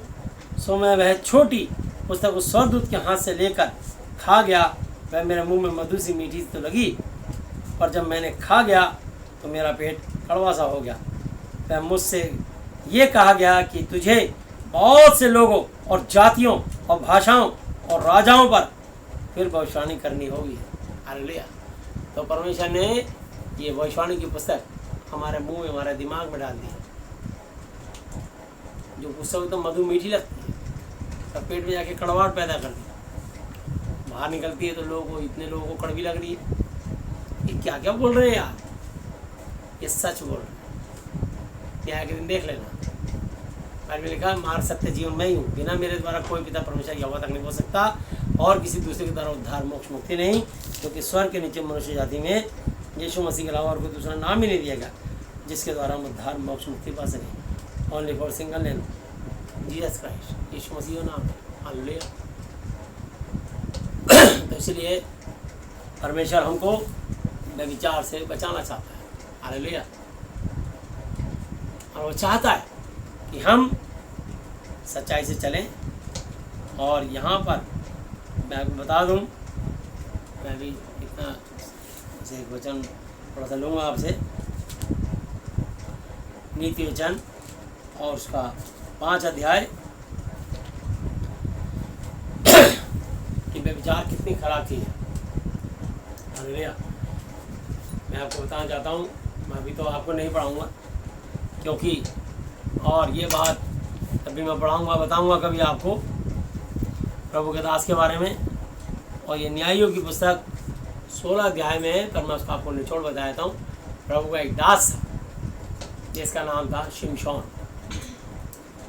और शिमशोन माँ की पेट से नाज़ीर पैदा हुआ था और दलीला नाम की एक वेश्या के चक्कर में पड़ गया। और उसके अंदर इतनी ताकत थी कि उसने गधे के जबड़े से एक ही बार में 1000 लोगों को मार दिया। धरती में सबसे ताकतवर व्यक्ति वही था, पर एक व्यभिचारिणी औरत के चक्कर में फंस गया और वहाँ फंस करके उसने अपना ताकत का जो भेद था 3 बार तो उसने झूठ बोला, और चौथी बार उसने सच बता दिया कि मेरे जो अगर कोई बालों पे उसरा फेर दे, छुरा फेर दे, तो मैं साधारण मनुष्य के समान हो जाऊंगा। उसने परिस्थितियों के हाथ उसको पकड़वा दिया कुछ पैसों के लालच में। तो व्यभिचार नहीं, वेश्या कभी किसी की नहीं सगी होती, वो सिर्फ पैसे की लालचन लोभन होती है। वो सिर्फ पैसा लेती है। जब तक बड़े बड़े राजा महाराजा जमींदार जाते हैं रंग रैलियों में, उनके मुजरे गाने सुनते हैं, और जब कंगाल हो जाते हैं उनको लात मार के भगाए। तो मैं आपको बताना चाहता हूँ कि वो व्यभिचारिणी थी और उसने शिमशोन जैसे को पकड़वा दिया और शिमशोन के सर पे जैसे छुरा फिरा उसके बाल उतर गए और वो गंजा हुआ। तो बाइबल में लिखा है कि परमेश्वर का आत्मा यहोवा का आत्मा उसके पास से चला गया। तो शिमशोन के बालों में ताकत नहीं थी। बहुत सारे लोग सोचते हैं कि शिमशोन के बालों में ताकत थी, इसलिए कई बार WWE के रेसलर लंबे लंबे बाल रखते हैं और सोचते हैं कि शिमशोन की तरह हमारे अंदर ताकत और बल रहेगा, कि उनकी अज्ञानता है। शिमशोन के बालों में ताकत नहीं थी, परमेश्वर के वचन में ताकत है। यहोवा ने कहा था तू अपनी माँ की पेट से नाज़ीर है और जब तक तू अपने सर पे छुरा वस्त्र नहीं फिरवाएगा तब तक तेरा बल कभी नहीं घटेगा, तू साधारण मनुष्य कभी नहीं बनेगा। और मैं आपको बता देता हूँ कि जब उसने परमेश्वर की आज्ञा तोड़ी तो 16 अध्याय की मैं 20 आयत पढ़ रहा हूँ। तब उसने कहा, हे शिमशोन, परिस्थिति तेरी घात में है। तब वह चौंक कर सोचने लगा कि मैं पहले की तरह बाहर जाकर झटकूँगा। वहाँ वह तो ना जानता था कि यहोवा उसके पास से चला गया। तो यहोवा ताकत परमेश्वर के वचन में थी। तो अपनी माँ के पेट से नाज़ीर पैदा हुआ है और जब तक तो अपने सर पे छुरा वस्त्र नहीं फहराएगा तेरा बल नहीं घटेगा। हालेलुया। तो जैसे उसने परमेश्वर की आज्ञा तोड़ी, यहोवा का आत्मा उसके पास से चला गया और वही साधारण ऑर्डिनरी मनुष्य बन गया। तो ताकत शिमशोन के बालों में नहीं थी, परमेश्वर के वचन में ताकत थी। उसके वचन में ताकत है और उसके वचन में ताकत रहेगी, क्योंकि कल आज और युगानुयुग एक सा। तो जिसने भी इस बाइबल के वचन से आज्ञा तोड़ के अपनी मनमानी करी है उसके जीवन में नाश, मरी, प्रॉब्लम, समस्या, अड़चन आ गई। और ये बात पहला पतरस 2:8 में लिखा है, वे तो वचन को ना मानकर ठोकरे खाते हैं, वो इसके लिए ठहराए भी गए थे। जिसने इस वचन का अनादर किया, बहिष्कार, विरोध किया, इस वचन को रौंदा, कुचला, तोड़ा है, तुच्छ जाना है, वो इंसान कुछ भी नहीं रहा, खाक राख मिट्टी बन गया। ये बाइबल इस बात की गवाह है। तो बाइबल परमेश्वर ने अपने लोगों को नहीं छोड़ा, मूसा हारून को नहीं छोड़ा उसने। मूसा हारून ने परमेश्वर की आज्ञा तोड़ दी, बस जब आज्ञा तोड़ी यहोवा का आत्मा उनके पास से चला। इसी बात से परमेश्वर कुंपित हो गया, नाराज। उसकी आज्ञा तोड़ी ना। बिलाम को उसने कहा था कि इनको एक बार बता दिया, ये मेरे लोग हैं, शराब मत दियो। बिलाम जिसको आशीर्वाद देता था आशीर्वाद देता था, जिसको श्राप देता था शराब लगता था। और परमेश्वर की उसने आज्ञा तोड़ी, दोबारा पूछा कि प्रभु तो बहुत सारी बड़ी सेना है, क्या मैं इनको श्राप दूँ? परमेश्वर ने 100 दूध दे दिया, इसकी गर्दन काट ला। आखिर उसकी बचपन से गधी थी और गधी की पर बैठा और भागा। तो गधी उसको लेकर जंगल में भागी। उसको लगा यार ये पागल हो गई है गधी। तो वो गधी उसको सड़क पे लेके भागी, 100 दूध नंगी तलवार लेके उसके पीछे दौड़ रहा था। वो अपने मालिक को बचाने के लिए भागती गई। वो गधी को रोकना चाह रहा था पर गधी नहीं रुकी। गधी ने देखा कि वो 100 दूध आ रहा नंगी तलवार लेकर के। वो गधी उसको लेके खेत में घुस गई। 100 दूध खेत में आ गया उसके पीछे। अब गधी ने देखा कि पीछे एक ऐसी दीवार थी। वो गधी डर के मारे 100 दूध को देखते देखते, और जैसे उसने देखा 100 दूध ने तलवार चलाई, गधी ने सोचा कि मेरा स्वामी जो है इसकी गर्दन कट जाएगी। उसको लेके बैठ गई। तो जब वो गधी पीछे पीछे जा रही थी तो उसके स्वामी की पैर मुड़ के दीवार में दब गया। उसने लठ निकाला और लाठी से इतना मारा अपनी गधी को, तो परमेश्वर ने गधी की जुबान खोल दी। तो वो गधी मनुष्य की बोली है, बोली क्या तेरी मैं वही गधी नहीं जो बचपन से तेरे को पीठ पे उठा के घुमाती थी? बोला हाँ। फिर तूने मुझे लाठी क्यों मारा? बोली तूने मेरे साथ नटखटी क्यों की? तू सड़क से लेकर के मुझे भागी लेकर के, और मैं कह रहा हूँ रुक रुक, तेरे को लगाम दे रहा हूँ, तो रुकी नहीं। फिर तू मुझे खेत में लेके घुस गई, तो तब भी नहीं रुक रही। अब तूने मेरे को बीच में पीछे ला गया, कोने में फंसा दिया, मेरा पैर मुड़ गया, जो कुछ दिन तकलीफ हुई। इतने में स्वर्गदूत ने, परमेश्वर की हवा जी ने उसकी आंखें खोल दी। तो अभी तक वो गधी स्वर्गदूत को देख रही थी। अगर आपने देखा होगा कि जानवर, कुत्ते रात को रोने लगते हैं, उनको आत्माएं नजर आती हैं रात को, तो वो इसलिए रोते हैं। उनको लगता है कि यहाँ पर किसी की मृत्यु होने वाली है, कोई तकलीफ आने वाली है, कोई पति को, उसको आत्माएं नजर आती है, कुछ कष्ट ना कर दे। तो कुत्ते सब रोते हैं कि भाई हमारी रोटी ना छिन जाए, हमारा मालिक स्वामी ना मर जाए, इस घर में मौत ना आ जाए। अब वो कुत्ता अपनी जबान नहीं बोल पाता, रोता है, लोग उसको पत्थर डंडे लाठी मारते हैं। पर यहाँ पे परमेश्वर ने गधी की जबान खोल दी। इतने में स्वर्गदूत ने उसे कहा, देख ये तेरी गधी, अगर तेरे को लेकर सड़क पे नहीं भागती तो मैं तेरी गर्दन वहीं उतार देता, पर तेरे को खेत में लेके भागी, अगर तू खेत में मेरा हाथ लग जाता मैं तेरी खेत में गर्दन काट देता। आखिर में तेरे को लेके ऐसे थी, जैसी मैंने तलवार चलाई ये नीचे बैठ गई तेरे को लेके, तेरी गर्दन तब भी उड़ जाती, क्योंकि यहोवा ने मेरे को तेरी गर्दन उतारने के लिए भेजा। यहोवा से दोबारा पूछने की तेरी हिम्मत कैसे हुई, कैसे हिम्मत हुई तेरी पूछने की कि मैं इसको श्राप दूं या आशीर्वाद दूं। तो परमेश्वर, मेरे भाइयों तुम्हारी बात हाँ की हाँ और ना की ना हो, ताकि तुम धन हो गया ना ठहरो। तो ये कारण होते हैं। मूसा हारून को, वो सारी सेना को लेके चला, सारे इस्राएलियों को, आखिर क्या कारण था? सिंपल सा एक बात में ये बात थी, वो इसराइली निर्गमन 17 की 4 आयत में लिखा है कि जब उसे पानी मांगा तो पानी नहीं दे पाए, पानी नहीं दे पाए तो उन्होंने कहा इसको पत्थरों से पीट पीट के मार डालो, इतने दुष्ट लोग होते हैं। तो उसने कहा यहोवा से दुआई दी, यहोवा ये मेरे को मार डालना चाहते हैं। यहोवा ने कहा यार उस चट्टान में लाठी मार, मैंने लाठी मारी, पानी आ गया, तो उसकी वो सारे इसराइली खुश हो गए, पानी मिल गया। ऐसी गिनती की पुस्तक में लिखा है कि एक बार फिर ऐसा पानी का संकट आ गया और सारे इसराइली बकजा करके मूसा से और हारून से लड़ने लगे। उन्होंने कहा यार जो है ये इसराइली मुझे मार देना चाहते हैं, मेरे खिलाफ बलवा कर रहे हैं। तो उसने कहा तू जा चट्टान से बातें करना, तो तुझे पानी देगी। अब मूसा के दिमाग में वही बात थी, उन्हें लाठी मारी चट्टान पे, वो चट्टान फट गई, उसको वही बात याद थी, बस उन्हें ले। और यहोवा ने कहा था कि तू बातचीत करना है। वो चट्टान कौन थी? वो यीशु मसीह थे, वो यहोवा थे। उसने बातचीत करने के बजाय चट्टान पे 2 बार लाठी मार दी, उसको लाठी वहाँ मारी थी उन्हें, निर्गमन में लिखा है 17 की 4, तो वहाँ लाठी मार दी उसको, इसलिए उसको पानी मिल गया। उसको वो दिमाग में वही बात रही कि लाठी मारनी पड़ेगी, और परमेश्वर की बात बोली, परमेश्वर ने कहा तू चट्टान से बातचीत करना, वो तुझे पानी दे देगी। उसने बातचीत नहीं करी, उसने लाठी 2 मार दी, 1 नहीं 2 मार दी, यानी मूसा ने 2 बार लाठी मार दी यहोवा पे।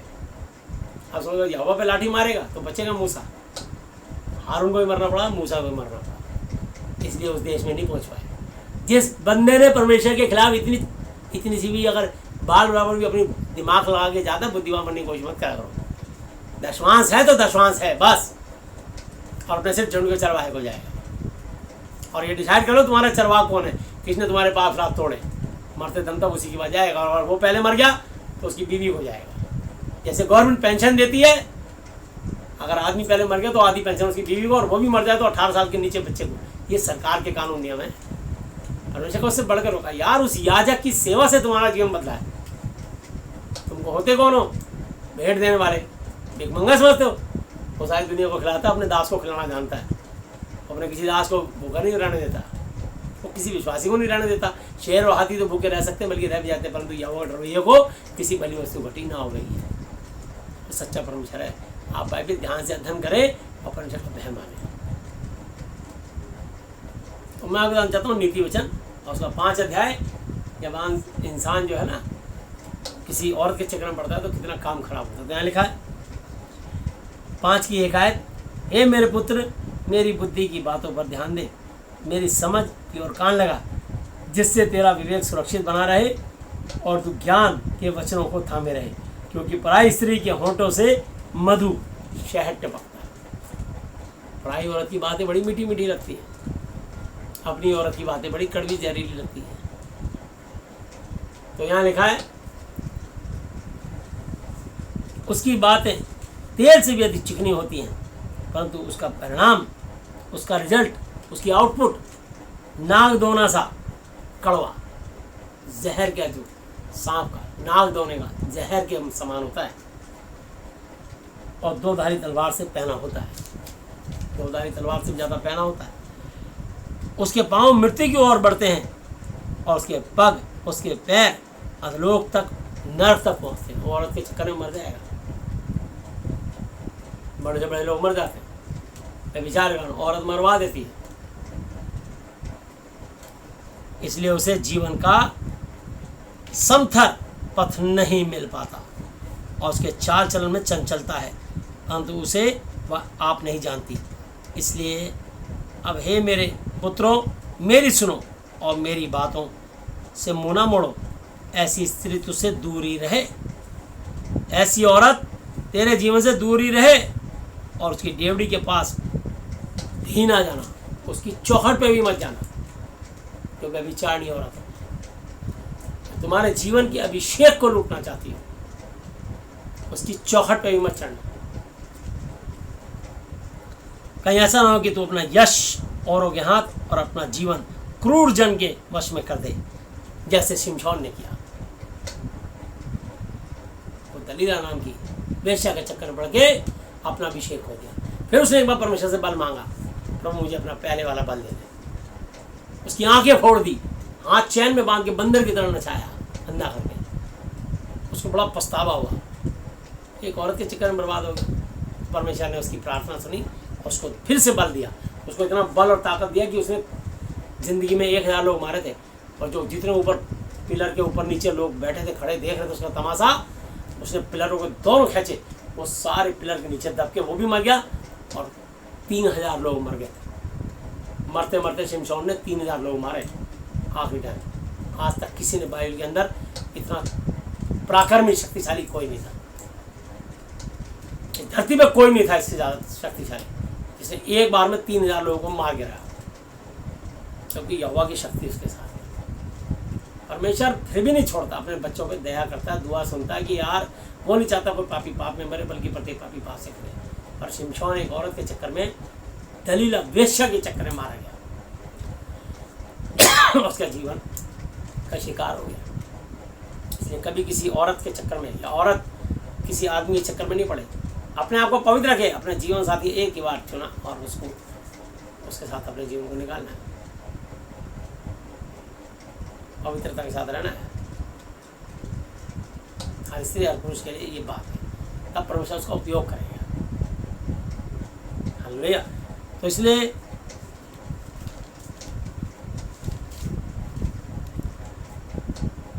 कहीं ऐसा ना हो कि तू अपना यश औरों के हाथ और अपना जीवन क्रूर के वश में कर दे, या पराए तेरी कमाई से अपना पेट भरे, और परदेसी मनुष्य तेरे परिश्रम का फल अपने घर में रखे।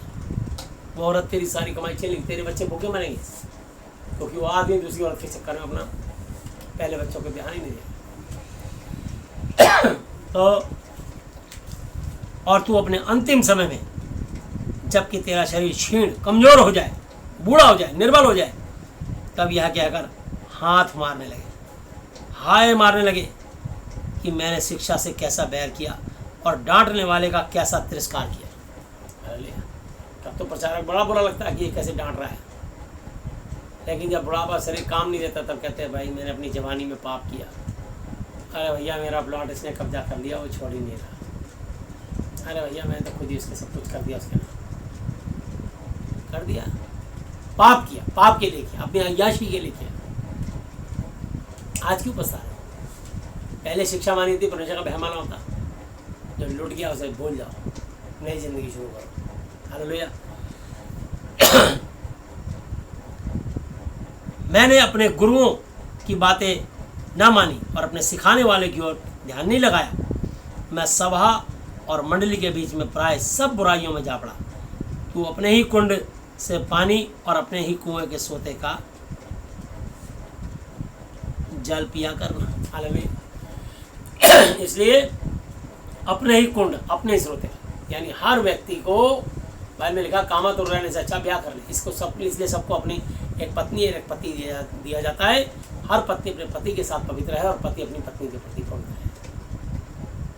ये है परमेश्वर की शिक्षा। तो लिखा है, क्या तेरे सोतों का पानी सड़क में और तेरे जल की धारा चौकों में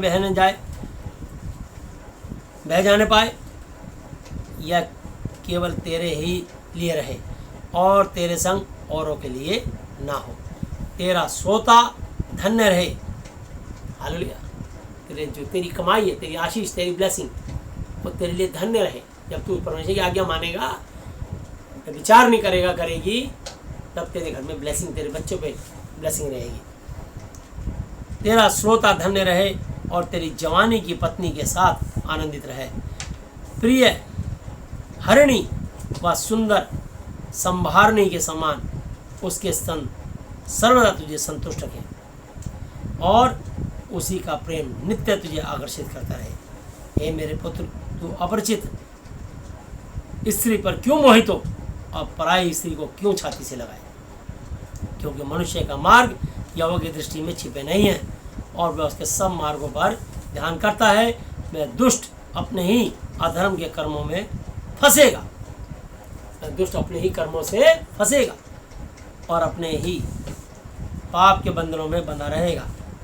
वह शिक्षा प्राप्त किए बिना मर जाएगा और अपनी ही अज्ञानता के कारण भटकता रहेगा। क्योंकि मनुष्य वेश्यागमन के कारण मनुष्य टुकड़ों का भिखारी हो जाता है। हालेलुया। और मैं आपको बताता हूँ कि 2425 आयत, बल्कि 22 आयत से लूँगा, नीति वचन 6 की 22 से लेके और 26 आयत तक।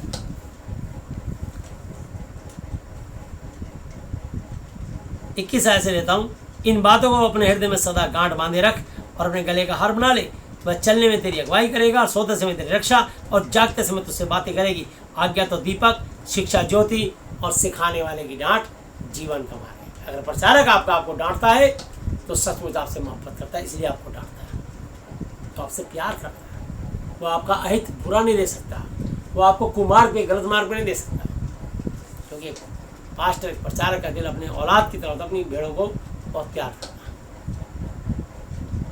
परमेश्वर जैसे सारी दुनिया को प्यार करता है, हम सब उसके बच्चे हैं, इसलिए वो अति पवित्र है। इंसान चूक कर सकता है, परमेश्वर कभी चूक नहीं करता। देखिए यीशु मसीह और यहोवा जी ने, कोई उनके लिए, उनको औरत की जरूरत नहीं है। बाकी कोई ऐसा देवी देवता दिखाओ जिसने औरत ना रखी हो, सब चक्कर में पड़ रहे विचार में। और कोई क्या है कि उसने शादी नहीं करी तो उसके लिए भी उसने कहानी बना दी कि वो कहीं और से पैदा हो गया उसका बच्चा। सब कहीं ना कहीं फंसे हैं। तो मैं आपको बताना चाहता हूँ, ताकि तुझको बुरी स्त्री से बचाए और पराई स्त्री की चिकनी चुपड़ी बातों से बचाए। उसकी सुंदरता देखकर अपने मन में उसकी अभिलाषा न कर, वह तुझे अपने कटाक्ष नैनों से फंसाने न पाए। क्योंकि वेश्यागमन के कारण मनुष्य टुकड़ों का भिखारी हो जाता है, परंतु व्यभिचारिणी अनमोल बेशकीमती जीवन का अहेर शिकार कर लेती है। हालेलुया। इसलिए पैसा, रुपया और स्त्री, यही शैतान के 2 हथियार हैं। व्यभिचार जो लोगों को बर्बाद करते हैं और तबाह करते हैं। इसलिए कभी भी लालच, पैसे और औरत के पीछे जो प्रभु का दास नहीं रहेगा वो आगे बढ़ता चला जाएगा और प्रभु यीशु मसीह की अनुग्रह उसके जीवन में हमेशा बनी रहेगी। जैसे यूसुफ परमेश्वर की दृष्टि में ईमानदार था और वो प्रधानमंत्री बना। उसके स्वामी की औरत ने उससे चाहा कि पाप करे। मैं कितना कितना क्या क्या प्रचार करूं, बहुत कुछ बताना चाहता हूँ। परमेश्वर महान है, उसकी करुणा सदा की है। तो मेरे अजीजों, सिर्फ उसने अपने जो है ज़मीर अपने उसको नहीं बेचा और वो पवित्र रहा, परमेश्वर की दृष्टि में निर्दोष था। यही वो कारण था कि यहोवा ने उसको पूरा वहाँ का प्रधानमंत्री बनाया। उसने अपने ज़मीर को, अपने चरित्र को नहीं बेचा।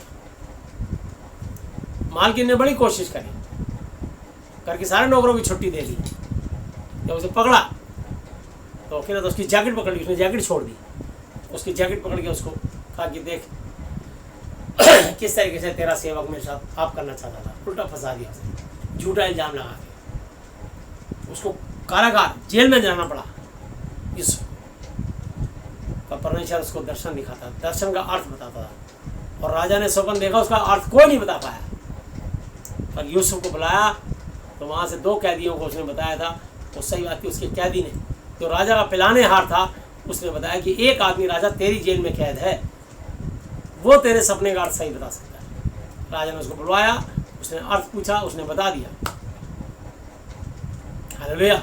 कि 7 मोटे भुट्टों को 7 निर्बल भुट्टे निकल गए, 7 निर्बल गाय मोटी तगड़ी गाय को जिंदा निकल गई। तो उसने कहा इन दोनों सपनों का एक ही अर्थ है। पहले सपने का अर्थ का मतलब ये है कि 7 साल, अगले 7 साल तेरे देश में खूब फसल उगेगी और इतना कि तू फसल काटते काटते थक जाएगा, तो तू सारा धन इकट्ठा कर ले, फसल इकट्ठी कर ले, और फिर 7 साल तेरे देश में भयंकर अकाल पड़ेगा और उसके बाद कहीं कुछ नहीं बचेगा, ज़मीन फट जाएगी, तड़प जाएगी, लोग मरेंगे भूखे, तो अपना सब कुछ बेच के तेरे से ज़िंदगी के लिए अनाज खरीदने आएंगे। तो कोई योग्य व्यक्ति ढूंढ ले जो कि तेरे राज्य को, तेरे धन दौलत को संभाल के देख रेख कर सके। तो परमेश्वर यहोवा ने उस राजा के दिल में डाला, इससे ज़्यादा योग्य कौन होगा जिसके अंदर इतना उत्तम आत्मा रहता हो, जिसने मुझे सपनों का अर्थ सही बता दिया। बड़े बड़े पंडित, बड़े बड़े विद्वान जो थे राजा के जितने महल में थे, कोई नहीं बता पाया उस सपनों का अर्थ। और यूसुफ ने बताया, वो दर्शन देखता था बचपन से, यहोवा के सिवा कोई दर्शन नहीं बता सकता, यीशु के सिवा कोई नहीं बता सकता। हालेलुया। इसलिए यदि हम स्वयं बातों में क्या क्या है, यदि परमेश्वर यीशु मसीह हमारी ओर है तो हमारा विरोधी कौन हो सकता है। तो उसके बाद परमेश्वर ने अपनी अंगूठी उतारी, वो राजा ने अपनी अंगूठी उतारी और यूसुफ को पहना दी और अपना राशि ओढ़ना उतार के और रथ पे बिठा के कहा, जहाँ तक मेरे देश की पूरी सीमा है, ये पूरे देश का महामंत्री, प्रधानमंत्री होगा। बस राजा ने अपने पद को छोड़ के उसको सब कुछ उसके हाथ में सौंप दिया। तो इसलिए अगर कोई प्रधानमंत्री बनता है, पहुंचता है, तो उसकी एक बहुत बड़ी कहानी होती है। आपको नहीं पता कि कोई प्रधानमंत्री बनने के लिए इंसान को परमेश्वर कैसे कैसे पहुंचाता है, उसने कितनी यातनाएं झेली, समझे ना। तो इस समय हमारे देश के भी जब प्रधानमंत्री कभी ये कहानी पढ़ेंगे बाइबल की, उनके आंसू निकल जाएंगे, क्योंकि उनके जीवन में बड़े कष्ट आए होंगे और बड़े कष्टों के बाद वो प्रधानमंत्री बने होंगे। आप उनकी कहानी नहीं जानते, उनके जीवन में क्या हालात बने कि उनको अपनी पत्नी को त्यागना पड़ा, उनकी कहानी आपको नहीं पता। लेकिन व्यक्ति ने कितना त्याग किया होगा आप नहीं जानते। ये तो इंसान है क्या, परमेश्वर की बता। और जिस दिन वो बाइबल अध्ययन करेंगे उनको वो बात लगेगी, यार ये सब तो मेरे से बहुत मेल खाती है। तो जिसका चरित्र अच्छा होगा सब उसका आदर करेगा। चरित्र बहुत बड़ी चीज़ होती है, तो बाइबल आपको चरित्रवान बनाएगी, करेक्टर आपका अच्छा बनाएगी। अगर आपके पाप भी किए हों तो पापों को क्षमा करता है, पर ये चेतावनी के साथ कि फिर से पाप मत करना। देख अब तो चंगा हो गया, फिर से पाप मत करना, ऐसा ना हो कि तुझ पर कोई इससे ज़्यादा भारी विपत्ति मुसीबत आ पड़े। हालेलुया। तो प्रभु यीशु मसीह जी अब तक के अपने जीवित वचन में पढ़े समझाने पर हमें से प्रत्येक को बहुत ऐसा आशीष दें। आमीन। हालेलुया। सबको जय यीशु मसीह जी। आइए हम लोग प्रार्थना में चलेंगे। हे हमारे पिता, जो लोग स्वेच्छा से प्रार्थना करके परमेश्वर के साथ रिश्ता बनाना चाहते हैं, मेरे पीछे बोल सकते हैं जो बोलना चाहे। उसके बाद मैं दुआ करूँगा, आपकी बीमारियाँ, कोई भी बीमारी क्यों ना हो, हाथ रख लेना, बीमारी उसी शरीर से उसी समय आपके शरीर के हिस्से में से निकल जाएगी। हे हमारे पिता, आप जो स्वर्ग में हैं, आपका नाम पवित्र माना जाए, आपका राज्य आए, आपकी इच्छा जैसी स्वर्ग में पूरी होती है वैसे पृथ्वी पर भी हो। हमारे दिन भर की रोटी आज हमें दें, और जिस प्रकार हमने अपने अपराधियों को क्षमा किया है वैसे ही आप भी हमारे अपराधों को क्षमा करें, और हमें परीक्षा में ना लाएं, परंतु बुराई से बचाएं, क्योंकि राज्य और पराक्रम और महिमा सदा ही आपके हैं। मेरे प्रभु यीशु मसीह जी के नाम से आमीन। हालेलुया। प्रभु यीशु मसीह जी, आज मैंने जितना भी वचन सुना, ये सब वचन मेरे और मेरे परिवार के सदस्य के जीवन में और मेरे आने वाली 1000 पीढ़ियों के जीवन में ये आशीषें बनी रहें और बढ़ती चली जाएं। अब मुझे और मेरे परिवार के सदस्य को मानसिक चिंताओं से, आर्थिक समस्याओं से, शारीरिक बीमारियों से और हर तरह की अशुद्ध आत्माओं से आज़ाद, चंगा और स्वस्थ कीजिए। यीशु मसीह जी, आज मैं इस धरती पर अपने पूरे हृदय से अपने हर एक अपराधियों को क्षमा करता हूँ और आपसे प्रार्थना, विनती और निवेदन करता हूँ कि आप भी मेरे पापों को, शरापों को, गुनाहों को, गलतियों को, जानी और अनजानी भूलों को क्षमा कीजिए, जो मैंने आज तक आपके विरुद्ध की है। यीशु मसीह जी, आज से आप ही मेरे पिता, गुरु और परमेश्वर हो। मैं आपका बेटा, चेला और विश्वासी हूँ। आपने मेरी प्रार्थनाएं सुनी और मेरी आशीषों को रिलीज़ किया। मेरी प्रार्थनाओं को सुनने के लिए धन्यवाद। धन्यवाद पिता यहोवा जी, धन्यवाद प्रभु यीशु मसीह जी, धन्यवाद पवित्र आत्मा जी, मेरे प्रभु यीशु मसीह जी के नाम से, आमीन। Hallelujah, hallelujah, hallelujah. बोलो प्रभु यीशु मसीह जी की जय। प्रभु यीशु मसीह की महिमा होने तालियां। आइए हम लोग प्रार्थना में चलेंगे।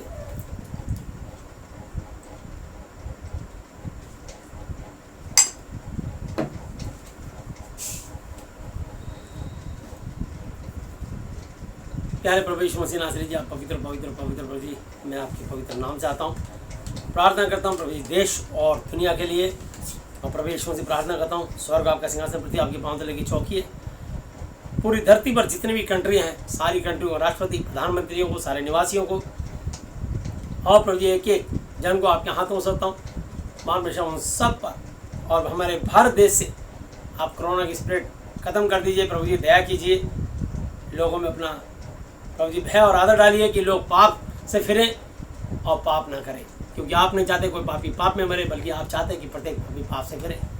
अभी मैं जानता हूं कि धरती में आने वाले टाइम में बहुत भारी भारी विपत्तियां और मुसीबतें आने वाली हैं प्रभु जी, और लोग जब उनसे और विपत्तियों का सामना करना पड़ेगा तब भी ये भागेंगे, और सिर्फ आप ही बचाओगे, क्योंकि आप अल्फा ओमेगा, आदि अंत, प्रथम अंतिम और जीवित और सच्चे और पवित्र पवित्र पवित्र अति पवित्र परमेश्वर, और आप सौर मंडल पर शासन करते हो। इसलिए प्रभु जी मैं और मेरे जैसे प्रभु जी करोड़ों लाखों करोड़ों ऐसे बिशप, पास्टर और प्रभु जी सारे इवेंजलिस्ट और प्रभु जी प्रचारक लोग प्रार्थनाएं कर रहे हैं। प्रत्येक की प्रार्थना सुनकर जवाब दीजिए और प्रभु जी आशीष दीजिए। कितने विश्वासी हैं उन सब पर आपकी तरफ आशीष हो। धरती के एक मनुष्य पर आपकी तरफ आशीष हो। कोरोना की स्पिरिट से आज़ाद करें प्रभु यीशु मसीह, और विशेषकर वे विचार परिस्थितियों से आज़ाद करें प्रभु जी, और लोभ लालच की आत्माओं से आज़ाद करें, और लोगों में अपना भय डालें कि लोग पवित्र हो जाएं। हमारे देश और दुनिया में कोई प्रभु जी रोगी ना हो, कोई गरीब ना हो, निर्धन ना हो, और कोई भी मानसिक रूप से परेशान ना हो। सब सुखी और खुशहाल हो प्रभु जी, और आपका धन्यवाद और गुणवाद करें प्रभु जी। हम प्रार्थना करते हैं, हम जैसे कोरोना की स्पिरिट को, हर एक पाप श्राप को हम यीशु के नाम से तोड़ते हैं, पाप श्राप को क्षमा करते हैं यीशु के नाम से। देश दुनिया के लिए प्रार्थना करते हैं, कोरोना की आत्मा बाहर निकल जा, यीशु के नाम से हम खंडा करते हैं और यीशु के नाम से बांधते हैं। किसी की जान को हानि ना हो प्रभु जी। जल्द से जल्द प्रभु देश और दुनिया चंगी स्वस्थ हो जाए, और देश में फिर से प्रभु यीशु से लोग अपना काम धंधा करें पर आपका भय मानते हुए। हवाई मार्ग, रेल मार्ग और सारे बसें और बिजनेस व्यापार फिर से चालू हों, लेकिन आपका भय मानते हुए। लोग पाप करने से डरें प्रभु जी, और महाप्रेशर आपका आदर करें, आपकी महिमा करें। रोमियो 14:11-12 के अनुसार कि मेरे जीवन की सौगंध, हर एक घुटना टिकेगा, हर एक मस्सा टिकेगा, हर एक जीव परमेश्वर को अंगीकार करेगा, सब में से हर एक व्यक्ति अपना अपना लेखा देगा।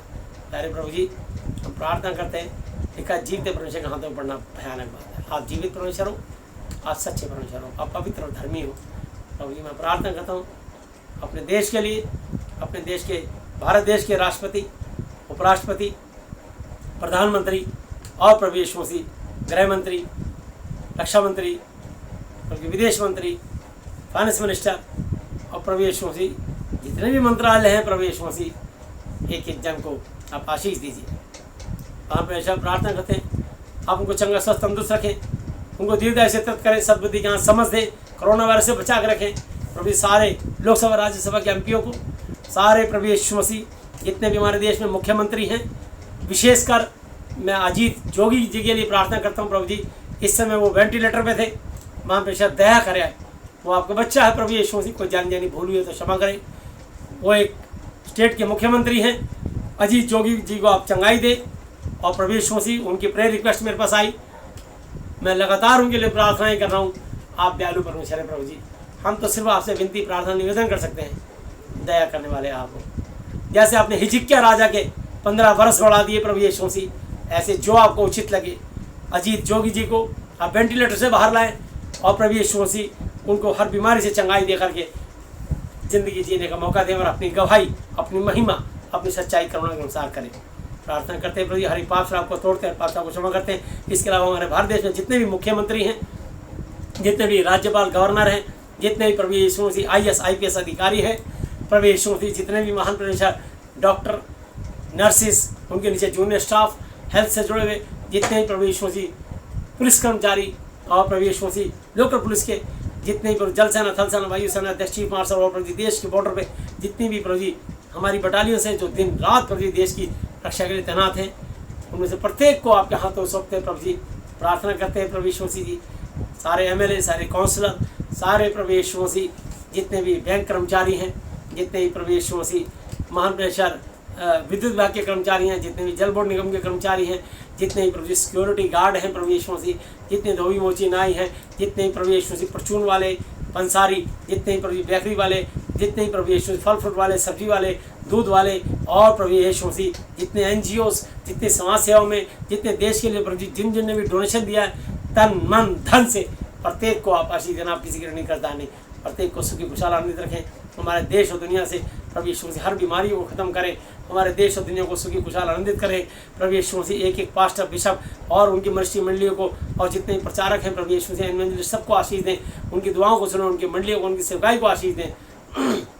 प्रार्थना करते हैं हर एक के ऊपर से हम यीशु मसीह नासरी के नाम से पाप साप को तोड़ते, पाप साप को क्षमा करते हैं। टेस्टिमोनी पे जीसस ने प्रभु जी आपके मार खाने से, कोड़े खाने से चंगे स्वस्थ हो चुके हैं। इसके अलावा किसी को भी कैंसर, किडनी, पैरालाइज, बोन में छेद, brain tumour, blood pressure, sugar, गठिया, एड्स, पायरिया, आत्मा पूरी चक्कर, जो भी जादू टोना, गंडा, तावी, तंत्र मंत्र, यंत्र जंत्र यीशु के नाम से बाहर निकल जाए। हर बीमारी की आत्मा तुझे हम यीशु के नाम से बांधते हैं। जितने वेंटिलेटर में प्रभु जी वो चंगे स्वस्थ होते चले हैं, उनके हालात में सुधार हो और प्रभु चंगे स्वस्थ हो। हम प्रार्थना करते हैं प्रभु यीशु मसीह नाम से आप देश के एक एक निवासियों को, मनुष्य से तो हो नहीं सकता, परमेश्वर से हो सकता है, परमेश्वर से सब कुछ हो सकता है। मत्ती 19:26 के अनुसार आप सब कुछ को करने वाले, अल्फा ओमेगा, आदि अंत, प्रथम अंतिम और जीवित परमेश्वर हो। हम आपसे प्रार्थना करते हैं, आप मनुष्यों का धन्यवाद के बलिदान से खुश होते हो प्रभु जी। हम आपको धन्यवाद के बलिदान चढ़ाते हैं प्रभु जी। ये सारे हमारे देश और दुनिया के लोग आपके मार खाने से, कोड़े खाने से चंगे स्वस्थ हो चुके हैं। जिसके भी कमर में तकलीफ आ जाती है, कमर पे हाथ रख लीजिए, कमर का दर्द बाहर, कमर की बीमारी बाहर निकल रही है। हालेलुया, हालेलुया, हालेलुया, धन्यवाद यीशु मसीह। आप कमर के रोगियों को चंगा कर रहे हो। जिसने कमर पे हाथ रखा है, आप इसी घड़ी उसकी कमर के रोग को खत्म कर रहे हो। महान प्रश्न में धन्यवाद करता हूँ। जितने भी प्रभु जी इस वीडियो के माध्यम से आपको देख रहे हैं और जब भी देखेंगे उसी घड़ी उनको चंगाई मिलेगी। प्रभु जी आपके क्रूस पे चढ़ने द्वारा चंगे स्वस्थ हो चुके हैं। जिसके भी हाथ पैरों में जो भी तकलीफ आई जाती थी आप उसे निकाल रहे हो। प्रभु यीशु मसीह में धन्यवाद करता हूँ प्रभु जी, ये आपके पसली पे भाला खाने द्वारा चंगे स्वस्थ हो चुके हैं। जिसकी भी पेट, छाती और प्राइवेट पार्ट में जो भी तकलीफ, बीमारी पाई जाती थी आप उसे निकाल रहे हो। धन्यवाद यीशु मसीह। लीवर, किडनी का इन्फेक्शन, किसी को भी कैंसर और प्रभु यीशु मसीह पथरी और प्रभु यीशु मसीह बवासीर, जो भी कोई बीमारी पाई जाती है यीशु के नाम से, ब्लड प्रेशर, शुगर, हर तरह के ब्लड शुगर, हर बीमारी निकल रही है यीशु के नाम से बाहर निकल जाए। मैं तो ये शैतान बांधता हूँ प्रभु जी आपके सर पे कांटों उतार करने द्वारा चंगे स्वस्थ हो चुके हैं। जिसके भी गले, आँख, नाक, कान, मुंह, दांत, सर में जो भी तकलीफ, दर्द, हेडिक और ब्रेन ट्यूमर, हर तरह की बीमारियाँ बाहर निकल रही है यीशु के नाम से हम तुझे बांधते हैं। धन्यवाद यीशु मसीह, आपने चंगाई दी, इसके लिए हम धन्यवाद करते हैं। देश और दुनिया के लिए धन्यवाद करते हैं। सुनने वाले पे अनुग्रह आशीष हो। समय पर घड़ी आपके हाथों सौंपते हैं। आप मुझे, मेरी पत्नी, हमारे बच्चों को, हमारे परिवार को, हमारी मंडली, हमारी कलीसियाओं को और एक जन को आप बताए से आशीष दें। समय पर घड़ी आपके हाथों सौंपते हैं और धन्यवाद करते हैं। सारी याद महिमा आपको देते हुए प्रत्येक की मानसिक, आर्थिक, शारीरिक चंगाई को यीशु मसीह नासरी जी के नाम से खोलते हुए धन्यवाद, धन्यवाद, धन्यवाद की भेंट चढ़ाते हुए ये सब कुछ अपने उद्धार करता, अपने जीवित परमेश्वर प्रभु यीशु मसीह नासरी जी के आदरणीय पवित्र पवित्र पवित्र नाम से मांगते हैं। आमीन। Hallelujah, hallelujah, hallelujah. बोलो प्रभु यीशु मसीह जी की जय। सबको जय यीशु मसीह जी की